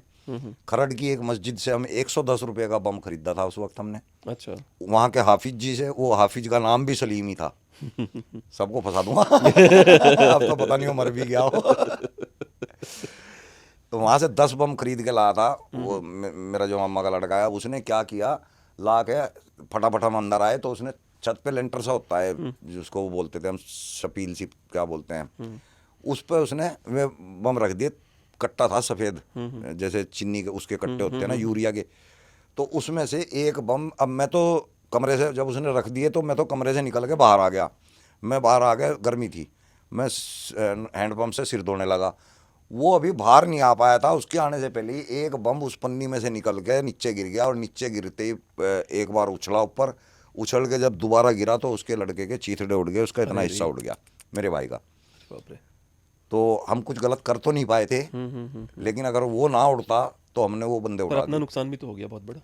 वो उन चीज़ों से, वो सब चीज़ें मेरे लिए आज जो है शिक्षा बनी हुई हैं। ये जो मैंने कर्म किए हैं उस टाइम, आज क्या पता मुझे तैयार कुदरत नहीं किया हो, क्या पता कुदरत मेरे से जानबूझ के मुझे ऐसी ऐसी चीज़ों में उसने घुसाया होगा, ले साले तू ये पक्का बना के फिर तुझे ऐसा काम करवाएंगे, क्योंकि ये काम आम आदमी का है भी नहीं है। बिल्कुल बिल्कुल। इसके लिए लोहा लोग चाहिए। बहुत डरते हैं, बहुत डरते हैं। हाँ, तो इस डर के खिलाफ खड़ा होने के लिए भाई कोई आम मुझे दूर दूर इंसान तक केवल यति नरसिंहानंद जी दिखते हैं जो सचमुच में जो बोलना है वो तो बोलते वो हैं हिंदू चौड़े है, वो इसलिए बोल भी लेते हैं। मुसलमान के अंदर नहीं इतनी हिम्मत है भाई कि इस तरह खड़ा हो जाए।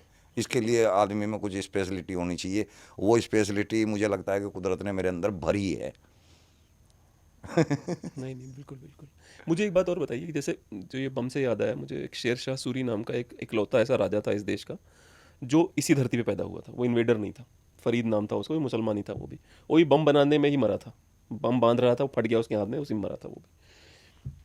बट भाई साहब मतलब कहाँ से पर मुझे सबसे बड़ा सवाल जो मैं व्यक्तिगत रूप से जो मुझे परेशान करता है वो छोटी लड़कियों से शादी करने का सवाल जो है। जैसे इराक में 9 साल की लड़की से शादी करना जो है वो नॉर्मल हो वो गया भी है। इंसान की गलती नहीं है। जब हमारा स्क्रिप्चर ही हमें ये सिखा रहा है, हमारा पैगंबर ही हमें ये सिखा रहा है कि तुम 6 साल की बच्ची से निकाह कर सकते हो, तो फिर इंसानों की औकात क्या। जब पैगंबर हमारा रोल मॉडल ऐसा है तो हम कैसे होंगे?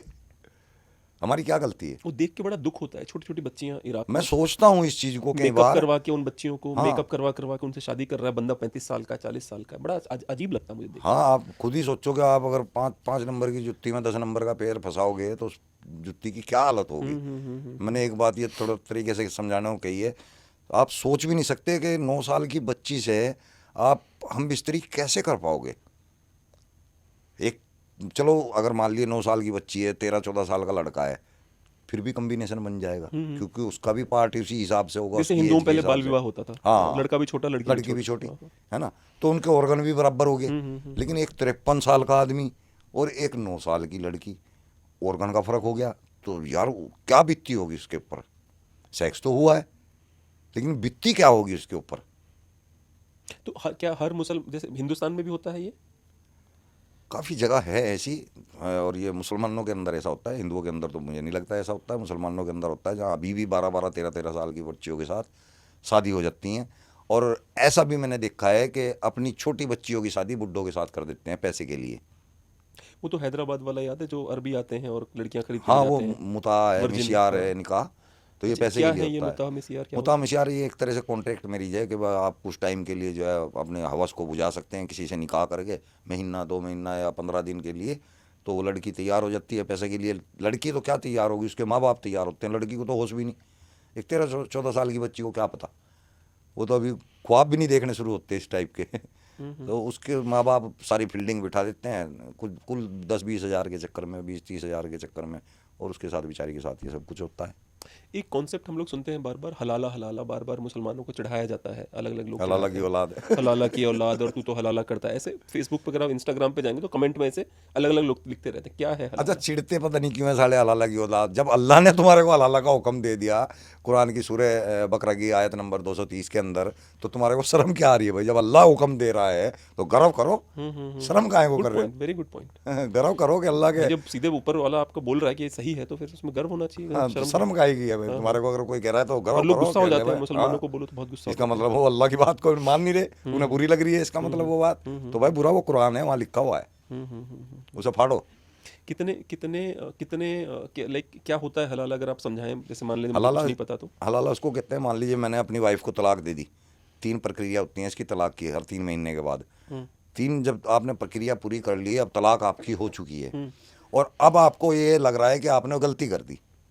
आपको भी लग रहा है, आपकी वाइफ को भी लग रहा है कि हमसे गलती होगी और अब हमें वापस आ जाना चाहिए। तो अब अल्लाह मियाँ आगे बीच में बैठ गया, वो कह रहा अब मैं तुम्हारे को नहीं मिलने दूंगा। अब पहले इसको किसी और बंदे के साथ जाना पड़ेगा, उसके नीचे सोएगी, उसे जब तक पूरा मज़ा नहीं आ जाएगा और वो मजा लेके तलाक इसे नहीं दे देगा तब तक ये तेरे पास नहीं आएगी। और पूरा मजा आएगा, क्या डेफिनेशन है? बस यही लिखा हुआ है कि उसको जब तक कि पूरा आनंद ना आ जाए, अब वो आनंद चाहे एक रात में आ जाए, चाहे 10 में आए, चाहे उसे जिंदगी भर ना आए। सीरियसली ये लिखा हुआ हाँ है? यही लिखा हुआ है। ओ भाई साहब। तो ऐसे आनंद लेने वाले लोग हैं? जैसे मैं एक बार पाकिस्तानी चैनल देख रहा था। हाँ ऐसे कई बुड्ढे भी हैं जिन्होंने हलाला के लिए निकाह तो कर लिया, हाँ। अब छोड़ने का टाइम आया तो छोड़ नहीं रहे, अच्छा कह रहे हैं कि हमें दोबारा मिलने की नहीं ऐसी। अच्छा, मैं एक बात बताता हूँ, इसीलिए पाकिस्तानी चैनल पे मैं देख रहा था, तो उसमें वो पाकिस्तानी न्यूज़ वाले बता रहे थे कि हलाला वाला जो ऐड चलाते हैं, जैसे मौलाना ने ऐड लगा रखा है पाकिस्तान में, तो ऐड पे ये लिखा हुआ है कि गारंटीड पत्नी वापस कर दी जाएगी। मतलब वो गारंटी दे रहा है, गारंटी देता है कि हमारे हलाला बाकी के कराओगे तो गारंटी नहीं बंदी दे रहे। गारंटीड वापस हो जाएगी तुम्हारे। हाँ, तो ऐसे ऐसा ऐसा हुआ है कि लोगों ने हाँ बकरियां नहीं बीवियां हुआ घर है में तभी लौटाओ? वो गारंटी दे रहे हैं। अच्छा, लोग डर चुके तभी वो गारंटी दे रहे हैं। गूगल करिए, पाकिस्तान में है ये। पाकिस्तान तो मुझे ऐसा लगता है कि इस्लाम को भी डिस्टॉर्ट करता है, क्योंकि एक बात बताता हूँ, देखिए मुझे ऐसा लगता है कि जो अरबी लोग हैं, अगर उनसे आप इस्लाम ले लोगे तो अरबी फिर भी रह जाएंगे, वो बोलेंगे भाई हम अरबी हैं। पाकिस्तानियों से इस्लाम ले लोगे तो हिंदू बच जाएगा। वो हिंदू थे भी, ये हिंदू ही। तो इसलिए वो ज्यादा बड़े मुसलमान बनते हैं। हाँ। हलाला मैरिज वो कोशिश करते हैं कि हम ज्यादा मुसलमान दिखे। हाँ हाँ हाँ, ये है ना, ये जो आप ऑनलाइन सिर्फ लिखिए हलाला सेंटर्स। मैं आपको इसका ऐड दिखा यहाँ पे ओपन हमारे उधर बहुत इलाकों में आसपास ऐड सुनिए। हलाला के लिए ऐसे अफराद को कोई काबिल भरोसा शख्स मुयस्सर नहीं होता जिस पर एतमाद और भरोसा किया जा सके, और अगर आपको किसी ऐसे शख्स की तलाश है जो निकाह से लेकर तलाक तक के मरहले को खुश इसलूबी से सर अंजाम दे, तो आप मुकम्मल एतमाद के साथ हमसे रब्ता कर सकते हैं हलाला से। वो गारंटी होगी। गारंटी होगी नहीं। ये देखिए आपको, इसीलिए तो मैं दिखा रहा था आपको कि ये प्रॉपर डिस्कशन हुआ है। ये लेकिन एंकर तो इंडियन है। नहीं सब पाकिस्तानी है ये लोग। अच्छा, सब पाकिस्तानी है, न्यूज़ ही पाकिस्तानी है। देख लो, तो ये मतलब इनको मतलब अंदर से डर है। आप मौलाना थे? हाँ हाँ। अच्छा, अब भी मौलाना थे? अब तो नहीं, जैसे थे आप पास में मौलाना? सर्टिफिकेट तो है ही मेरे पास, सनद तो है ही मेरे पास, तो एंड तक रहूंगा मैं, तो जब तक सनद है मेरे पास तब तक मौलाना। आपने हज किया है? हैं? हज किया आपने? नहीं हज नहीं किया। अच्छा, हज नहीं किया आपने। अच्छा, हज के अंदर जैसे जब आप किसी स्पिरिचुअल जर्नी पे जाते हो, वहाँ पे भी लड़कियों के पिछवाड़े पकड़ने के इंसिडेंट्स आए हैं, लड़कियों के हाथ लगाने के इंसिडेंट आए। हाँ बिल्कुल। तो ये मतलब ये कैसे होता है? क्योंकि देखो मैं एक बात बताता हूँ, एक मान लेता हूँ कि मान लेते हैं मंदिरों में भी ऐसा हुआ होगा, कई लोग करते हैं हरकतें, ऐसी करने वालों में कमी नहीं है, मैं मना नहीं करूँगा। वहाँ तो मेरा दिमाग साफ होना चाहिए। वहाँ तो साफ होना चाहिए वही। भाई ऐसे नहीं होता वैष्णो देवी जाके ऐसी हरकत नहीं करता आदमी। हज करते टाइम तू घूम तवाफ कर रहा है, तवाफ कर रहा है, उसमें तू हाथ लगा रहा है, हाथ घुमा रहा है उसमें। ये अजीब, हमने भी देखी है वो वीडियो। हम समझ में नहीं आता मेरे कि मतलब ये क्या बदतमीजी है भाई, कम से कम ये एक्चुअली हम लोग जो है ना मुसलमान, हम सिर्फ एक दूसरे को दिखाने के लिए मुसलमान हैं। असल में तो हम आदमी के बच्चे ही हैं, गलतियां हमसे भी होती हैं, है ना। हम सिर्फ ये मुझे दिखा रहा है कि मैं मुसलमान हूँ, मैं इसे दिखा रहा हूँ ये मैं मुसलमान हूँ, अंदर से हम लोग आम आदमी हैं, हमसे भी गलतियाँ होंगी, हम सारे काम करते हैं। बस यही कहानी है सारी, इस्लाम की भी यही है। चूंकि आप मौलाना थे, आपने भी हलाला किया है? हाँ, इस टाइम 2 हलाले हुए थे। अच्छा, आपने लौटा दी? हाँ, तो मैं तो उस टाइम देखो अच्छे काम कर रहा था, मैं सोच रहा था कि भाई चलो अल्लाह के तरफ से मुझे मौका मिल रहा है, सवाब का काम पर आपके दिमाग में कोई पाप नहीं था? नहीं, मेरे पाप नहीं था, पर रात को तो पाप हो जाता है ना फिर जब वो साथ में रहेगी। अच्छा, तो करना ही पड़ेगा फिर। तो पर उस टाइम तो उसके बिना तो शायद हलाला पूरा नहीं होगा, सेक्स के बिना नहीं पूरा होगा ना। अच्छा, तो आपकी मजबूरी थी, मतलब कोई व्यक्ति मुझे सवाब के तौर पे मिल रही थी ना उस टाइम। और कोई बंदा लाके दे रहा है अपनी बीवी की, भाई ये लो इसको हलाला करके पैसे भी वापस दे रहा करो। हाँ, ऊपर से पैसे अच्छा, भी दे रहा पैसे है। मिलते हैं? अच्छा, कितने पैसे मिलते हैं वैसे? मुझे 2 किए तो दोनों में 11-11 हज़ार, क्योंकि कोई 12-13 दिनों के अंतर पे दूसरा कर लिया था मैंने। अच्छा, अभी मेरे ख्याल से 12-13 नहीं तो 20-22 दिन हो गए होंगे। अच्छा, एक किया, अचानक से फिर दूसरा आ गया, तीसरे के महिलाएं टाइम तो खुश थी ना आपसे, मतलब कि भाई चलो ये बढ़िया हलाला हुआ इससे। हाँ, ये तो मुझे मिठाई का डब्बा भी दिया बाद में।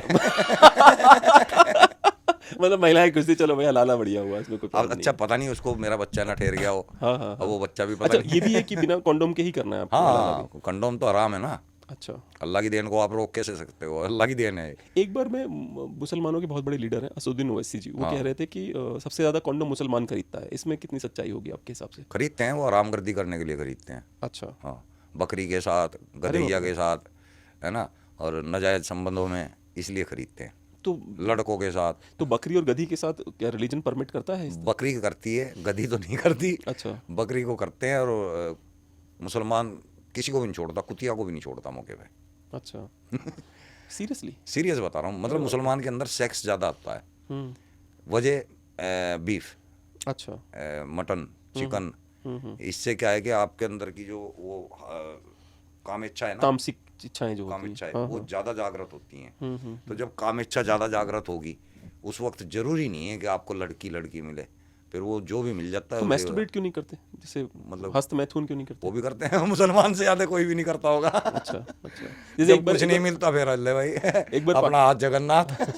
एक बार वैसे अपना हाथ जगन्नाथ जो है बहुत बहुत ही पवित्र लाइन थी, पर उसको इतना बेइज्जत कर दिया गलत लोगों बना ने, इतना दिया। गलत क्योंकि भगवान जगन्नाथ गलत जगह ले गए ना कृष्ण उसको। भगवान के अवतार है, तो लोग अपना हाथ जगन्नाथ मतलब कि मैं अपने हाथ से कुछ भी कर सकता हूँ वो दुनिया में। उसको गलत जगह हाँ फिट कर हाँ, दिया। वो गलत जगह फिट कर दिया गया। तो मैं एक बात और पूछना चाहता हूँ, जैसे पाकिस्तान में एक प्रोफेसर साहब है, ये किताब है उनकी जिन्ना, ये बहुत सारी किताबें उन्होंने, ये है किताब, जिन्ना, हाँ उनकी बहुत सारी किताबें हैं। और जिन्ना नहीं तो कराया था ये सारा। हाँ इतिहासकार हैं वो काफ़ी बड़े वहाँ पे, इश्तियाक अहमद नाम है उनका। अच्छा वो कोई और है, मैं तो हाँ, जिन्होंने मोहम्मद किताब अली- लिखी थी ये अच्छा मैं वाली। तो मोहम्मद अली हाँ। जिन्ना की बात कर रहा हूँ। नहीं तो वो मेरे शो पे आए थे यहाँ पे। अच्छा। वो स्वीडन में रहते हैं, स्वीडन से इंडिया आए थे तो यहाँ आए थे। तो वो बता रहे थे कि पाकिस्तान में उनके गांव में जो गधा था, किसी ने नहीं छोड़ा था उस गधे को, मतलब कहते हैं सारे लड़कों ने उस गधे के साथ कुछ ना कुछ कर्म किया हुआ था। वो खुद ही बता रहे थे। और अगर अभी आप गूगल करोगे ना तो सब पाकिस्तान में एनिमल सेक्स सबसे ज्यादा पॉर्न सर्च पाकिस्तानी करते हैं, ये रियलिटी है। कि जानवरों के साथ सेक्स कैसे कर सकते हैं। मुझे लगता है इंडियन, अच्छा आपको लगता है इंडियन मुसलमान पाकिस्तानी मुसलमानों से बेहतर है? नहीं ये एक जैसे ही है, अच्छा पाकिस्तानी, इंडियन और बांग्लादेशी ये एक ही नस्ल है, अच्छा सिर्फ जगह बदल गई इनकी, नस्ल एक ही है। अच्छा, हाँ, मतलब इनका नेचर एक जैसा ही है। मुझे ऐसा लगता है हिंदुओं के बीच रहते हैं तो क्या पता इंडियन मुसलमान ठीक हो। हाँ, जो अनपढ़ है बच्चे, जिन्होंने कुरान नहीं पढ़ा वो बच्चे ठीक हैं, तब तक ठीक है। मैं पहले ही बता चुका कि जब तक उन्होंने स्क्रिप्चर को नहीं पढ़ा है तब तक ठीक है। जब वो उसमें आ जाते हैं, अपना एक वक्त आता है उनका 30-35 साल की एज का, फिर वो धार्मिकता की तरफ आ जाते हैं। जब धार्मिकता की तरफ आते हैं तो वो जानते हैं धार्मिकता को, जानने के बाद उनको पता लगता है कि हमें क्या क्या करना है, कट्टरता उनके अंदर आ जाती है। फिर वो जो बचपन के हिंदू दोस्त होते हैं फिर वो उनको कन्वर्ट करने की कोशिश करते हैं। अगर वो कन्वर्ट नहीं होते तो फिर वो उनसे मतलब वास्ता ख़त्म कर लेते हैं, दूर कर देते हैं, नफरत करने लगते हैं, फिर वो मारने लायक हो जाते हैं। पर मैं आपको इस्लाम की अच्छाइयाँ बताता हूँ मुसलमानों हाँ, की। बताओ। इस्लाम को छोड़िए, मुसलमानों की। आपने एक भी बता दी तो मैं मान जाऊंगा। जैसे कि हिंदू अपने माँ बाप को अनाथ आश्रम छोड़ता है, मुसलमान नहीं छोड़ता। मुसलमानों में अनाथ आश्रम है ही नहीं है। तो वही मैं जानना चाहता हूँ ना, कम से कम ये तो अच्छा ही है ना, ऐसे इतना तो मानोगे आप। तो ठीक है, ये अगर ये बात आप हिंदुओं को तंज मार रहे हैं तो लानत है भाई हिंदुओं तुम्हारे बिल्कुल पे। है, बिल्कुल। इसमें मैं तो चौड़े में बोलता हूँ, मैं हिंदू हूँ, मैं बोलता हूँ लानत है तुम्हारे ऊपर। तो अपने माँ बाप को हमेशा तुम अनाथ आश्रम में छोड़ के चले आते हो, और गरीब नहीं, ठीक ठाक परिवार माँ बाप को अनाथ आश्रम में छोड़ आते हैं। हाँ, ये बात मैं ठीक है तस्लीम करता हूँ कि मुसलमानों के अंदर अनाथ आश्रम नहीं है। हाँ, कम से लेकिन- कम है। हाँ हाँ, और ये लोग जितना हो सकता है अपने माँ बाप की एंड तक जितना हो सकता है इनसे, ऑब्वियसली वो माँ बाप बूढ़े होते हैं तो गुस्सा तो आता ही है, सबको गुस्सा आता है, ऐसा नहीं है। तंग तो सभी होते हैं तंग अपने कभी माँ बाप होते से, हैं, हाँ, पर फिर भी ये निभाते हैं जैसे मर्जी निभा लो। हाँ, हाँ, और यहाँ पे मैं हिंदुओं को भाई सेम लानत है। अगर आपके माता पिता को आप नहीं संभाल सकते तो याद करो वो दिन जब वो आपको उठा उठा के पता नहीं कहाँ कहाँ धक्के खाते हैं, पैदल तक जाते हैं, आपकी मन्नत मांगने के लिए कहाँ कहाँ तक धक्के खाते हैं, और आप हिंदुओं के वहाँ अंदर तो छोड़ भाई देते साहब ये हो। भी है, हिंदुओं के अंदर तो ये भी है कि लड़का अमेरिका जाता है हिंदुओं का, तो वो माँ बाप जो है वो 4 दिलों को जाके ऐसे होता है, हमारा लड़का अमेरिका रहता है, 4 लोगों के सामने चौड़े होते हैं और घर में मर के सड़ते हैं, और वो लड़का अमेरिका से इंडिया उनको अंतिम संस्कार करने नहीं आता। ये भी हिंदुओं मैंने देखा है कि वो अमेरिका से इंडिया अंतिम संस्कार पुलिस वालों को बोलता है तुम लोग कर देना, मैं पैसे भेज दूंगा। वैसे ये मेरे ख्याल से ये ऐसा पॉइंट पहले इतना निकला नहीं है। मेरे ख्याल से पहली पॉडकास्ट पे मेरे सामने आ रहा है पॉइंट भी। मैं तो आपसे वही बता रहा हूँ जो समाज है, वही बता रहा हूँ आपको। पर हो सकता है कि शायद हिंदू इस बात को पकड़ें और हो सकता है वो लोग इसको ख़त्म कर दें। हाँ, हो सकता है वो ये अनाथ आश्रम जो है अपने वृद्ध आश्रम इनको ख़त्म कर दें। बिल्कुल कोशिश तो करनी चाहिए, क्योंकि ये जो मेरे शो पे एक मेरठ से आई थी मैडम, अतुल शर्मा नाम था उनका, वो महिलाओं को वैश्यावृत्ति से बाहर निकालती हैं। तो वो बता रही थी कि मेरठ में जो सबसे बड़े बड़े वृद्धाश्रम हैं, सबसे बड़े वृद्धाश्रम में हिंदुओं के ही 100% माँ बाप आते हैं, मुसलमानों के नहीं। हाँ, मैक्सिमम हिंदुओं के। हाँ, कहते हैं मैक्सिमम उन्हीं के आते हैं। और वो भी ये भी कहानी बता रही थी कि किस प्रकार से 3-4 केसेस उन्होंने ठीक है, ये आपने एक मुसलमान की अच्छाई बताई है, इस्लाम की नहीं है ये। अच्छा, इस्लाम के अंदर तो नहीं है ऐसा। एक और सवाल मेरे मन में बार बार उठता है कि जैसे कई लोग कहते हैं कि जो मोहम्मद पैगंबर साहब हैं वो उनकी डेथ के समय ही, डेथ के कुछ घंटों में ही कुछ मर्डर हो गए थे, उनकी डेथ के होने के आसपास ही। तो अगर जो ये इस तरह की कथाओं को जो लोग जोड़ देते हैं कि मोहम्मद पैगंबर साहब थे ही नहीं, तो इस तरह की घटनाएं क्यों सामने आती हैं? ये उस्मान गनी जो है ना, देखो ये खलीफत का ये सारा खेल है। खिलाफ जो खलीफा पहले जो ना खलीफा होते थे, कबीले होते थे, तो उनके खलीफा होते थे, यानी कि मैन आदमी। ये सारा किस्सा जो है ना खलीफत का चल रहा है। जितने भी अलग अलग खलीफा आए हैं उन्होंने अलग अलग क्या बोलते हैं उसको, इंटरप्रिटेशन वो बनाई अपनी अपनी। लास्ट की जो बनाई अब्बासियों के जरिए उस्मान गनी ने बनाई है। अच्छा, कुरान के अंदर सारा फेरबदल उस्मान गनी का है। देखिए ये किस्सा फेमस है, हदीस भी है कि उस्मान गनी ने जिस वक्त कुरान तैयार कराया उस वक्त पिछले सारे कुरान ढूंढ ढूंढ के सबको इकट्ठा करके आग लगवाई। अच्छा। उसने ऐलान कर दिया अगर किसी के पास पुराना कुरान मिल गया तो उसको सज़ा मिलेगी।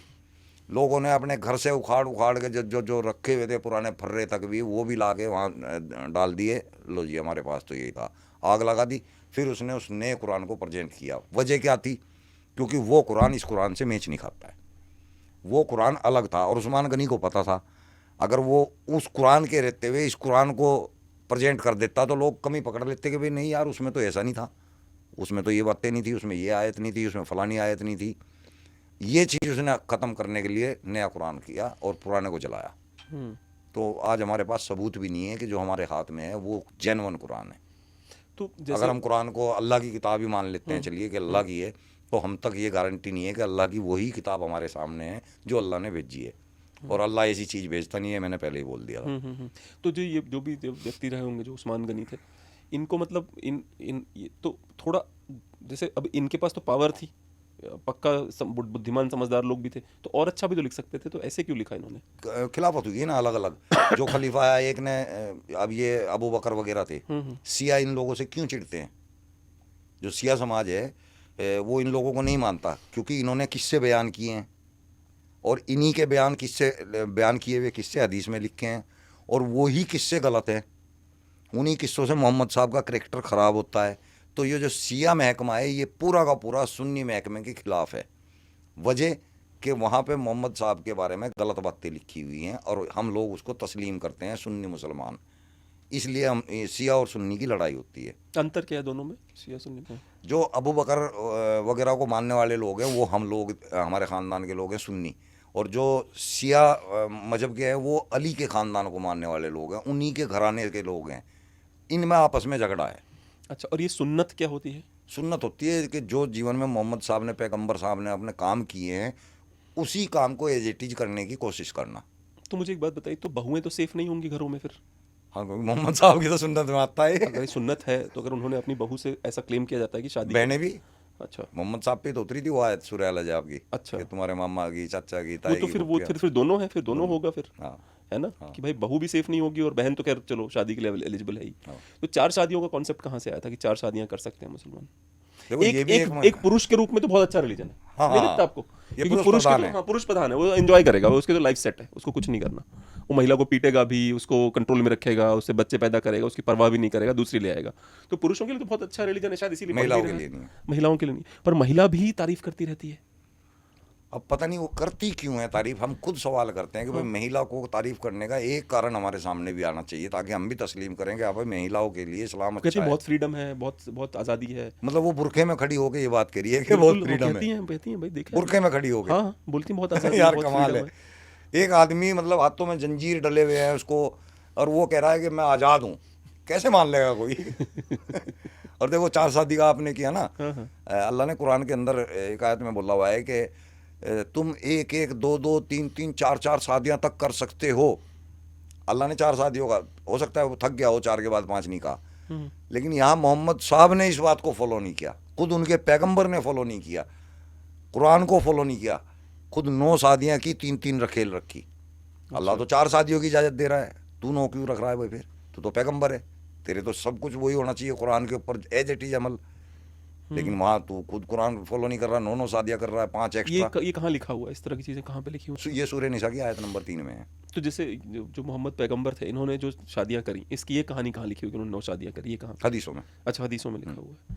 तो हदीसों ने ही, मतलब हदीसों ने ज़्यादा गड़बड़ करी है, गड़बड़ करी है, जहाँ पे कुरान में इतनी गड़बड़ नहीं है। अच्छा अच्छा हदीसों में बहुत ज़्यादा होगी, अच्छा। क्योंकि कुरान के अंदर फेरबदल वाकई में कम हुआ है। हाँ हाँ उस्मान गनी के बाद तो हुआ ही नहीं है। हाँ हाँ हाँ उस्मान गनी के बाद 2-3 इसमें चीज़ें आई हैं। एक तो अलहम्दु जो है सूरह फातिहा, ये बाद में ऐड हुई है। सूरह फातिहा क्या होती है सर? ये अल्हम्दुलिल्लाह रब्बिल अच्छा, आलमीन अर्रहमानिर रहीम, ये नमाज के अंदर सबसे पहले जी यही जी पढ़ा जाता है। जी जी जी। तो ये बाद में ऐड हुई है। मुसलमानों को नहीं पता इस बात का, लेकिन कुछ उलेमाओं को पता है कि ये बाद में ऐड हुई है। उसके बाद इसके अंदर कोई बदलाव नहीं हुआ। अच्छा, एक सवाल बार बार उठता है कि आप लोग बाकी जितने भी एक्स मुसलमान हैं वो बाकी रिलीजन की के बारे में ना पढ़ते हैं ना उसकी बुराई करते हैं, केवल ये इस्लाम के पीछे पड़े रहते हैं। इस पे क्या जवाब देंगे? अच्छा, ये भी एक कॉमेडी की बात है। हमें भी कहते हैं, मेरी खुद की बहन ने कहा था तू हिंदू धर्म पर तो बोलता नहीं, तू हिंदू धर्म पे इसलिए नहीं बोलता कि तुझे चौवन्नी जो मिल रही है बंद हो जाएगी। ले भाई, अब मैं बताता हूँ। हमने बचपन से पढ़ा और समझा इस्लाम है। हमने हिंदुत्व का ए भी कुछ भी नहीं जानते। हम हिंदुत्व के ऊपर जब कुछ हमने पढ़ा ही नहीं है तो हम बोल क्या सकते हैं उसके खिलाफ। दूसरी बात, हमें हिंदुत्व के अंदर कोई एक चीज़ ऐसी नहीं लगी कि वो इंसानों के खिलाफ हो, मानवता के खिलाफ हो। वो लोग नदियों की पूजा कर रहे हैं, पेड़ों की पूजा कर रहे हैं, पहाड़ों की पूजा कर रहे हैं, हवाओं की पूजा कर रहे हैं, आसमानों की पूजा कर रहे हैं, धरती की पूजा कर रहे हैं। क्या बुरा कर रहे हैं भाई? वो क्या, किस चीज़ के खिलाफ खड़े हुए हैं हम बताओ? ठीक है, हम हो जाएंगे हिंदुओं के खिलाफ खड़े। हमें एक वजह बता दो कि भाई यहाँ पे हिंदू ऐसा काम कर रहे हैं कि इनके खिलाफ खड़ा होना चाहिए। सती प्रथा थी, हम अगर अपने टाइम में होते तो हम उसके खिलाफ खड़े होते। बलि प्रथा थी, हम भी अगर उस टाइम खड़े होते। आज हम कुर्बानी को गलत बता रहे तो हम बलि को भी गलत बताते। लेकिन इन्होंने अपनी प्रथाएं खुद खत्म कर ली जो गलत थी, वो तस्लीम कर लेते हैं। अभी आपने एक प्रथा ये बता दी अनाथ आश्रम वाली, देखना बहुत जल्दी ये खत्म होगी, क्योंकि हिंदू अपने अंदर सुधार ला सकता है। सुधार लाने की गुंजाइश है। हमारे यहाँ गुंजाइश ही नहीं है। अलिफ लाम मीम जालिकुल किताब, इस किताब पे कोई शक की गुंजाइश ही नहीं है। जिस चीज़ में शक की गुंजाइश नहीं है उसमें बदलाव कैसे कर लोगे आप? कर ही नहीं सकता। तो ये गलत है। अगर आप लोगों को गलतियाँ मिल रही हैं, वक्त के हिसाब से, समय के हिसाब से गलतियाँ हो जाती हैं। आज से जो 20 साल पहले चीज़ें थी, आज अगर आप उसको इस्तेमाल करोगे तो लोग हंसेंगे आपके ऊपर, है ना? तो अपडेट होगे तो गलत नहीं होगे। अपडेट होना जरूरी है। एक वो सर्च करना जरा ट्विटर पे, ट्विटर खोलो, उस पे लिखो कि इस्लाम अकल का नहीं नकल का काम है। आपने ये सुना था? नहीं सुना था? मौलाना रशीदी ने पाकिस्तानी चैनल पे बैठे थे वो, और सुना नहीं है, वैसे पता है कि इस्लाम नकल ही है। हाँ, तो वो उसमें वो लिटरली बोलते हैं, मतलब ये कजन मैरिजेस का कॉन्सेप्ट जो है वो अजीब सा दिमाग घुमाने वाला है। इस्लाम में क्यों है? नहीं होना चाहिए। इस्लाम जो है नकल का नाम है, अकल का नाम नहीं है। नकल का मतलब जो कुरान में है, जो कुरान में है इस्लाम उसको कहा जाता है। मेरा दिमाग क्या कहता है उसका नाम इस्लाम नहीं है। क्योंकि हाँ, तो इसीलिए ये आ गया। साबित हाँ, भी होता है ना, बिल्कुल। जैसे कि नमाज जो है नकल है पारसियों। पता नहीं, मुझे जैसे मैं अगर मुसलमान होता, ठीक है, जैसे मैं भी हिंदू धर्म पे बड़े सवाल खड़े करता हूँ, इसमें कोई दो राय नहीं कि मुझे सवाल मेरे दिमाग में आते हैं, मैं वो खड़े करता हूँ सवाल हमेशा। जैसे मुझे ऐसा लगता है कि, छोटा सा उदाहरण देता हूँ, ठीक है, वैष्णो देवी में जो लोग जाते हैं, कहा जाता है कि उनको माता बुला रही इसीलिए गए हैं, राइट? अब वहाँ पे बादल फट गया तो क्या माता खुद उनको मारना चाहती थी? आप समझ रहे हो ना? जैसे जैसे अब ऐसे ही सवाल उठते हैं उस पर। तुर्की में भूकंप आया, तुर्की में भूकंप आया, उसमें एक 9 महीने का बच्चा बच गया तो अल्लाह का नूर है। तो जो 40,000 मरे उनको क्या अल्लाह दुश्मनी थी उनकी? मैं हमेशा ऐसे सवाल खड़े करता हूँ। भगवान को आप मानते हो, अच्छी बात है, मानो, पर भगवान को हर चीज़ क्रेडिट मत दो ना यार। क्योंकि अगर अगर वैष्णो देवी ने 50 लोग क्यों मारा भाई, और भी इतनी बुरी मौत?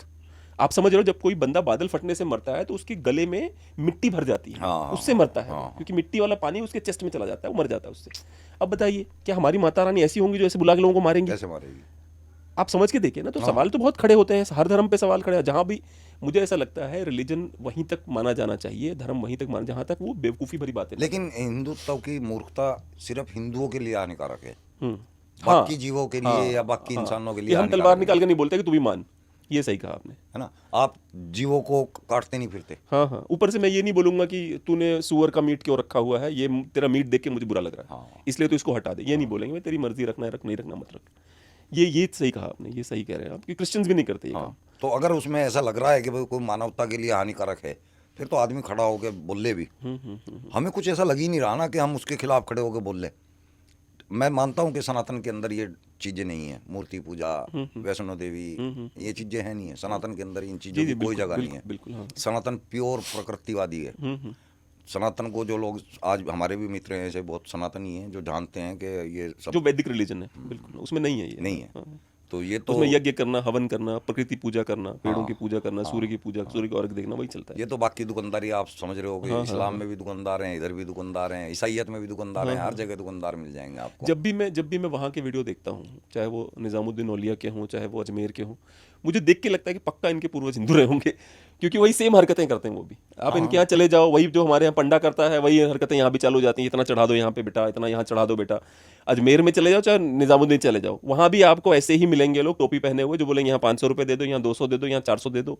यही चलता रहता ये है लगातार। नए रस्में ये सब हिंदुत्व की हैं। हाँ हाँ जितनी भी रस्में, ये जुत्ता लो, कोई शादी के अंदर बिल्कुल, बारात सीधी जाना, सी बात है। लाल कपड़े में अभी भी मुसलमान लड़कियां तैयार हो रही हैं। क्यों तैयार हो रही हैं भाई? अगर इस्लाम में ही नहीं। इस्लाम में है ही नहीं, अरबों में नहीं होते, अरबों में सफेद कपड़ों में सफेद तैयार होती कपड़ों है में लड़कियां, होती है। बिल्कुल व्हाइट पहनती हैं ऊपर से नीचे तक, अरबों में वो लाल कुछ नहीं पहनती वो। लेकिन ये करते हमारे यहाँ मेहंदी पहन पे लगाते हैं, वो भी हराम होना चाहिए आइडली तो। बागरात मनाते हैं बाकायदा हिंदुओं की तरह। हाँ, हाँ, बाकायदा उसका रूम सजाते हैं, बाकायदा उसको तोहफा देते हैं जिस तरह हिंदू देता है। सारी रस्में वही जो हमारी संस्कृति है, इंडियन संस्कृति है, सब उसको फॉलो कर रहे हैं और समझ नहीं रहे साले। तो जब तुम यहाँ सारी चीजें वो इस्तेमाल कर रहे हैं तो ये भी याद कर लो कि ये सब हिंदुओं की चीजें थी। हमारे माँ बाप हिंदू थे, उन्हीं के डीएनए से हमारे अंदर ये चीजें हैं। हाँ, क्योंकि मेहंदी क्यों लगवाओगे मेहंदी जब भाई की अरबों रस्म। में है ही नहीं ऐसा, और आप मान नहीं कर रहे हो, तो उनके यहाँ ऐसा कुछ नहीं है। हाँ, वो उपटन। कुछ नहीं फॉलो करते। हाँ, उपटन लगता है, 3 दिन पहले से शादी के रिचुअल चालू हो जाते हैं। सब मुसलमानों में एज इट इज है। हाँ हाँ हाँ हाँ, 3-4 दिन पहले से रिचुअल चालू, गाने गाने जबकि लगते इस्लाम में नहीं है। हैं। हाँ हाँ आप इस्लाम में ऐसी कोई रस्म नहीं दिखा पाओगे। इस्लाम के अंदर तो एक गवाह, एक वकील और एक वली, ये चाहिए और निकाह हो जाएगा बस। ये कॉन्ट्रैक्ट क्यों बनाया गया? इसको भी सोचा आपने? जैसे आप इतना कॉन्ट्रैक्ट मतलब शादी को कॉन्ट्रैक्ट का रूप, जैसे हमारे यहाँ धर्म पत्नी होती है। वो भी कमाई का साधन है ना। अच्छा, हमारे यहाँ आधी पत्नी, आधा अर्धांगिनी कहते हैं, आधी हो गई तुम्हारी अब वो। यहाँ पे क्यों ऐसे कॉन्ट्रैक्ट क्यों है? हमारे यहाँ तो वो देते हैं इसको उजरत। मतलब अगर हम शादी कर रहे हैं ना तो हम अपने लिए एक गुलाम ले रहे हैं एक तरह से, और उसके साथ हम जब सेक्स कर रहे हैं तो उसका मेहनता नाम दे रहे हैं, उसको बोलते हैं मेहर। अच्छा, मेहर के मायने होते हैं उजरत, उजरत के मायने होते हैं जब हमने कोई काम किया उसका जो हमें इनाम मिला। तो जो जिससे हम शादी कर रहे हैं ना, हम उसके साथ संभोग कर रहे हैं, उस संभोग का इनाम हम उसे मेहर दे के जिम्मेदारी ख़त्म। ले भाई तू सिर्फ एक इस्तेमाल की चीज़ है। वो सोच रही है मैं खुश हो रही हूँ, बेहतरीन मुसलमान के घर में मेरी इज्जत है, फलाना है, ढिमका है, लिकट के तो दिखा बिना बुरखे के बाहर। तू अपनी इजाज़त से शादी नहीं कर सकती कुंवारी लड़की, अपनी मर्जी से, सॉरी अपनी मर्जी से निकाह नहीं कर सकती, बिना वली के निकाह हो ही नहीं सकता। वली यानी कि जिम्मेदार आदमी, और जिम्मेदार आदमी तब शादी कराएगा जब उसकी मर्जी से हो रहा होगा। अपनी मर्जी से लव मैरिज कर ही नहीं सकती। इस्लाम के अंदर लव मैरिज करना भी हराम है। अगर तुमने लव कर भी लिया है तो पहले उसको मुसलमान बनाओ, फिर जाके निकाह करो। एक बात और बताइए, जैसे एक चीज़ और बताता हूँ, आपने वो जो सिमिलरिटी वाली वो नकल वाली बात की थी, हज भी टोटल हिंदुत्व की नकल है। अच्छा, जब आप हज करने जाते हैं तो वहाँ हज करने से पहले उसका मालाओं से इस्तकबाल करते हैं, अच्छा, विदाई, उसे मिलन कहते हैं, मिलनी। अच्छा। चलो भाई मिलनी कर लेते हैं हाजी साहब के साथ। अच्छा, अब ये कब करते हैं? जब हिंदू किसी तीर्थ पे जाता है ना, तब उसको माला डाल के रवाना करते हैं। सेम हो गई चीज़। अब जब ये वहाँ जाता है हज करने के लिए, तो जाते ही सबसे पहले ये क्या करते हैं? मुंडन कराते हैं। अच्छा, या बाल छोटा कराएंगे बिल्कुल जरा जरा सा, या तो मैक्सिमम तो मुंडन ही होता है। हिंदू भी जब कोई पूजा स्टार्ट कराता है तो उसको भी मुंडन कराना पड़ता है। कॉपी कर लिया वहाँ से। अब मुसलमान के लिए मुंडन कराने के बाद हज के अंदर की प्रक्रिया बता रहा हूँ आपको। सबसे ज़रूरी होगा सफ़ेद सूत का कपड़ा। बिल्कुल। जब आदमी हिंदू कोई अपनी पूजा को करता है तो वो सफ़ेद सूत का कपड़ा पहन के ही करता है। जी, जी। चाहे वो लुंगी हो, चाहे वो खाली एक कपड़ा लपेटा हुआ हो। मेरे पिताजी का भी अंतिम संस्कार हुआ तो हमने सेम टू सेम कॉपी कर लिया, हाँ। है ना। फिर ये क्या करते हैं कि पूजा स्टार्ट कर ली, वो अपना हिंदू पूजा स्टार्ट करता है, ये अपनी नमाज स्टार्ट करते हैं। अब होगी ख़त्म। उसके बाद हिंदू क्या करता है? पूजा करने के बाद तवाफ़ करता है, परिक्रमा करते हैं, चारों तरफ घूमता है। ये क्या करते हैं? तवाफ़ करते हैं। नाम बदल दिया, काम वही कर रहे हैं। अच्छा, नाम बदल दिया, ये तवाफ़ बोल दिया, तवाफ़ कर रहे हैं। उसके बाद हिंदू पूजा ख़त्म होने के बाद क्या करता है? प्रसाद लिखता है घर के लिए। ये भी प्रसाद लिखते हैं, तबर्रुक। अच्छा, हज में प्रसाद मिलता है? तबर्रुक, अच्छा, उसको तबर्रुक बोलते हैं। अच्छा, हाँ, उसमें छुआरे होंगे, कई चीज़ें होती हैं, मिट्टी खील होती है, 4-5 चीज़ें होती है, खजूर होती है। तबर्रुक लेंगे, आगे वो बांटेंगे। हिंदू की लास्ट प्रक्रिया क्या होती है कि वो केन्नी के अंदर गंगा जल भरता है और ला के वो घर घर में अपने देता है। मुसलमान वहाँ से आबे जमजम का पानी लाता है, वो घर घर में बांटता है। सेम टू सेम कर रहे हैं, सिर्फ नाम चेंज कर और जो दिया। हज करके आता है उसको नमस्ते वस्ते भी ज्यादा किया जाता होगा कि हाजी आगे, हाजी जी आगे ना। जैसे हमारे यहाँ तो तीरथ करके आता है उसको हाथ जोड़ जाता है, एक उसके किस्सा पैर छुए सुना जाते हैं। देता हूँ मैं। जी, जी, जी। एक हाजी जी हज करके आए, आते एक दुकानदार के पास पहुंचे, कहने लगा भाई खाता निकाल मेरा, खोल दे खाता। अब वो दुकानदार खुश हो गया, कहले भाई आज तो सारा पिछला हिसाब हज करके आया अगला। हाजी साहब ने जब कहा कि लगा भाई खोल दे मेरा खाता, अगला खुश हो गया, ले भाई आज पिछला जो है 2-3 साल का आज सारा फाइनल हो जाएगा, अगला हज करके आया भाई, इज्जत है। अब वो कह लगा ठीक है हाजी जी खोलता हूँ। अब उसने खाता खोला, खोलने के बाद उसने पढ़ पुढ़ के कह लगा हाजी जी ये आ गया आपका खाता। कहने लगा और कुछ ना करे, इसमें खाते में मेरे नाम के आगे हाजी लिख दे। वो दुकानदार कहने लगा तेरी। बताते तो हैं ये दूसरों पे इल्जाम रखते हैं, तुम सालों तुम्हारा बुरखा तुम्हारी औरतों को नहीं बचा पा रहा है, तुम ही हो यार। सबसे ज्यादा कॉन्सेप्ट तुम्हारे पास ही है ना, हाँ। क्योंकि भाई अगर मान लेते हैं मेरे घर में चाचा ताऊ के 12 लड़के हैं मिला जुला, क्योंकि बड़े परिवार ही होते हैं, तो सारी लड़कियां अनसेफ वहीं हो गई ना, कहीं और जाने की जरूरत ही कहाँ है फिर उनको। हमारे अंदर पर्दा भी गैर से नहीं है, अपनों से है। अच्छा। मतलब वाकई में ये दुखी हैं, लेकिन इनको अपने दुख का खुद नहीं पता कि हमें दुख क्या है। इनको अपने दुख का खुद ही नहीं पता है। इनकी औकात मुसलमानों के घर में कुछ भी नहीं है।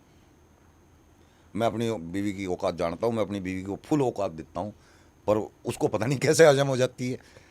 और हमारे घर में खैर ऐसा है नहीं है, हमारा घर कुछ अलग टाइप से हैं लोग, लिबरल टाइप के लोग हैं हम। लिबरल उसे कहते हैं ना जो जी, मतलब जो फ्री हो। हाँ, हाँ, बिल्कुल। तो हमारे घर के लोग फ्री से हैं। लेकिन आप अगर किसी मौलानाओं के घर में जाओगे, वहाँ इस तरह छिपी फिरती हैं औरतें, पूछो मत ना। उनको अपनी शक्ल वो चलते फिरते भी किसी को नहीं दिखा सकती। लानत है तुम्हारी पर ये जिंदगी है। डिप्रेशन तो अंदर बैठता होगा ना, जैसे हैं? मान लेते हैं भाई इंसान तो मैं भी हूँ, मन हाँ। तो मेरा भी है, तो उस सेक्स का टाइम भी अल्लाह मन का है, उस टाइम अल्लाह का हुक्म मान के मारते हैं ना ये अपना आपको, पर कि अल्लाह सेक्स की का भी तो मर्जी मन है है। मेरा। मन को सेक्स कहाँ मारना है। उभरेगा, कहाँ से कहीं ना हाँ। कहीं तो निकलेगा ना बाहर। निकलेगा आके। भाई। अब कहाँ निकलेगा पता नहीं उसका। वो अंदर ही निकलेगा ना, जो अंदर के लोग हैं। अच्छा। अंदर हमारे भाई होते हैं, चाचा ताऊ के लड़के होते हैं, फिर वहीं निकलेगा वो। जब बाहर ही नहीं उनकी औकात जाने की, फिर वो क्या करेंगे।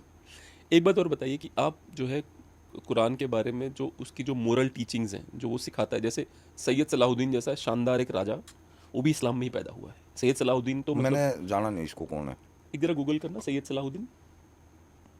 इसको बारे में मैंने पढ़ा, मुझे लगा यार क्या पर्सनालिटी है। अच्छा। माफ़ करना आता है, काफिर को इज्जत करना आता है। इसने बिल्कुल लिटरली जब उससे इसका युद्ध हुआ था, सोलोमन से शायद युद्ध हुआ था इसका, ठीक है, काफिर की इज्जत तो इस्लाम में कर ही नहीं सकते ना। तो ये इसने करी थी भाई, ये तो मतलब फिर ये बराबरी पर इस्लाम- ट्रीट करता था बिल्कुल। फिर ये इस्लामिक आदमी नहीं है, अच्छा। क्योंकि कुरान खुद कह रहा है कि तुम काफिरों से नफरत करो। कर ही नहीं सकता ना। तो ये जो बंदा है, ये सैयद सलाहुद्दीन अयूबी, बिल्कुल बराबरी पे ट्रीट करता है कि जबकि ये इसकी ताकत थोड़ी ज़्यादा है सामने वाले से, लेकिन उसको वो इज्जत देता है। इसको मैंने इसको अच्छे से रीड नहीं किया, मैंने हाँ, पहली बार इसका नाम सुना है। हाँ, हाँ, हाँ। बाकी ये मुनाफिक आप कह सकते हो, इस्लाम के मुनाफिक, यानी कि जो इस्लाम को फॉलो नहीं करते वो कह सकते हो आप। इसको इस्लामिक आदमी तो नहीं कह सकते, मुसलमान तो नहीं कैसे कह इतना बड़ा राजा कैसे मुनाफिक हो सकता है? सकते। क्योंकि इस्लाम को फॉलो नहीं कर रहा है। आप खुद कह रहे हो वो काफिरों की इज्जत कर रहा है। हाँ, और बिल्कुल कर रहा आप इस्लाम में रह के दूसरों के मजहब की इज्जत कर ही नहीं सकते। दूसरों के मजहब के तो खुदाओं को भी अल्लाह नरक में डाल देगा। इस्लाम छोड़ने के बाद क्या इंसान के अंदर मैनर्स और इज्जत आ जाती है? हाँ, अपना आप ही आ जाती है, क्योंकि वो इस्लाम में रहते हुए और किसी चीज़ को तो पहले से ही नहीं फॉलो कर रहा होता वो। तो जब इस्लाम भी इससे छूट जाता है तो उसके पास मानवता के अलावा कुछ बचता ही नहीं है। फिर वो ना तो किसी को काफिर देखता है, ना किसी को नफरत के लायक देखता है। फिर उसके अंदर अपना आप ही मानवता आ जाती है। फिर वो जीव हत्या तक भी नहीं करता है। उसको समझ आ जाती है कि यार ये जीव हत्या भी गलत चीज़ है। आपको लगता है सरकार समर्थन करेगी एक्स मुस्लिम्स का?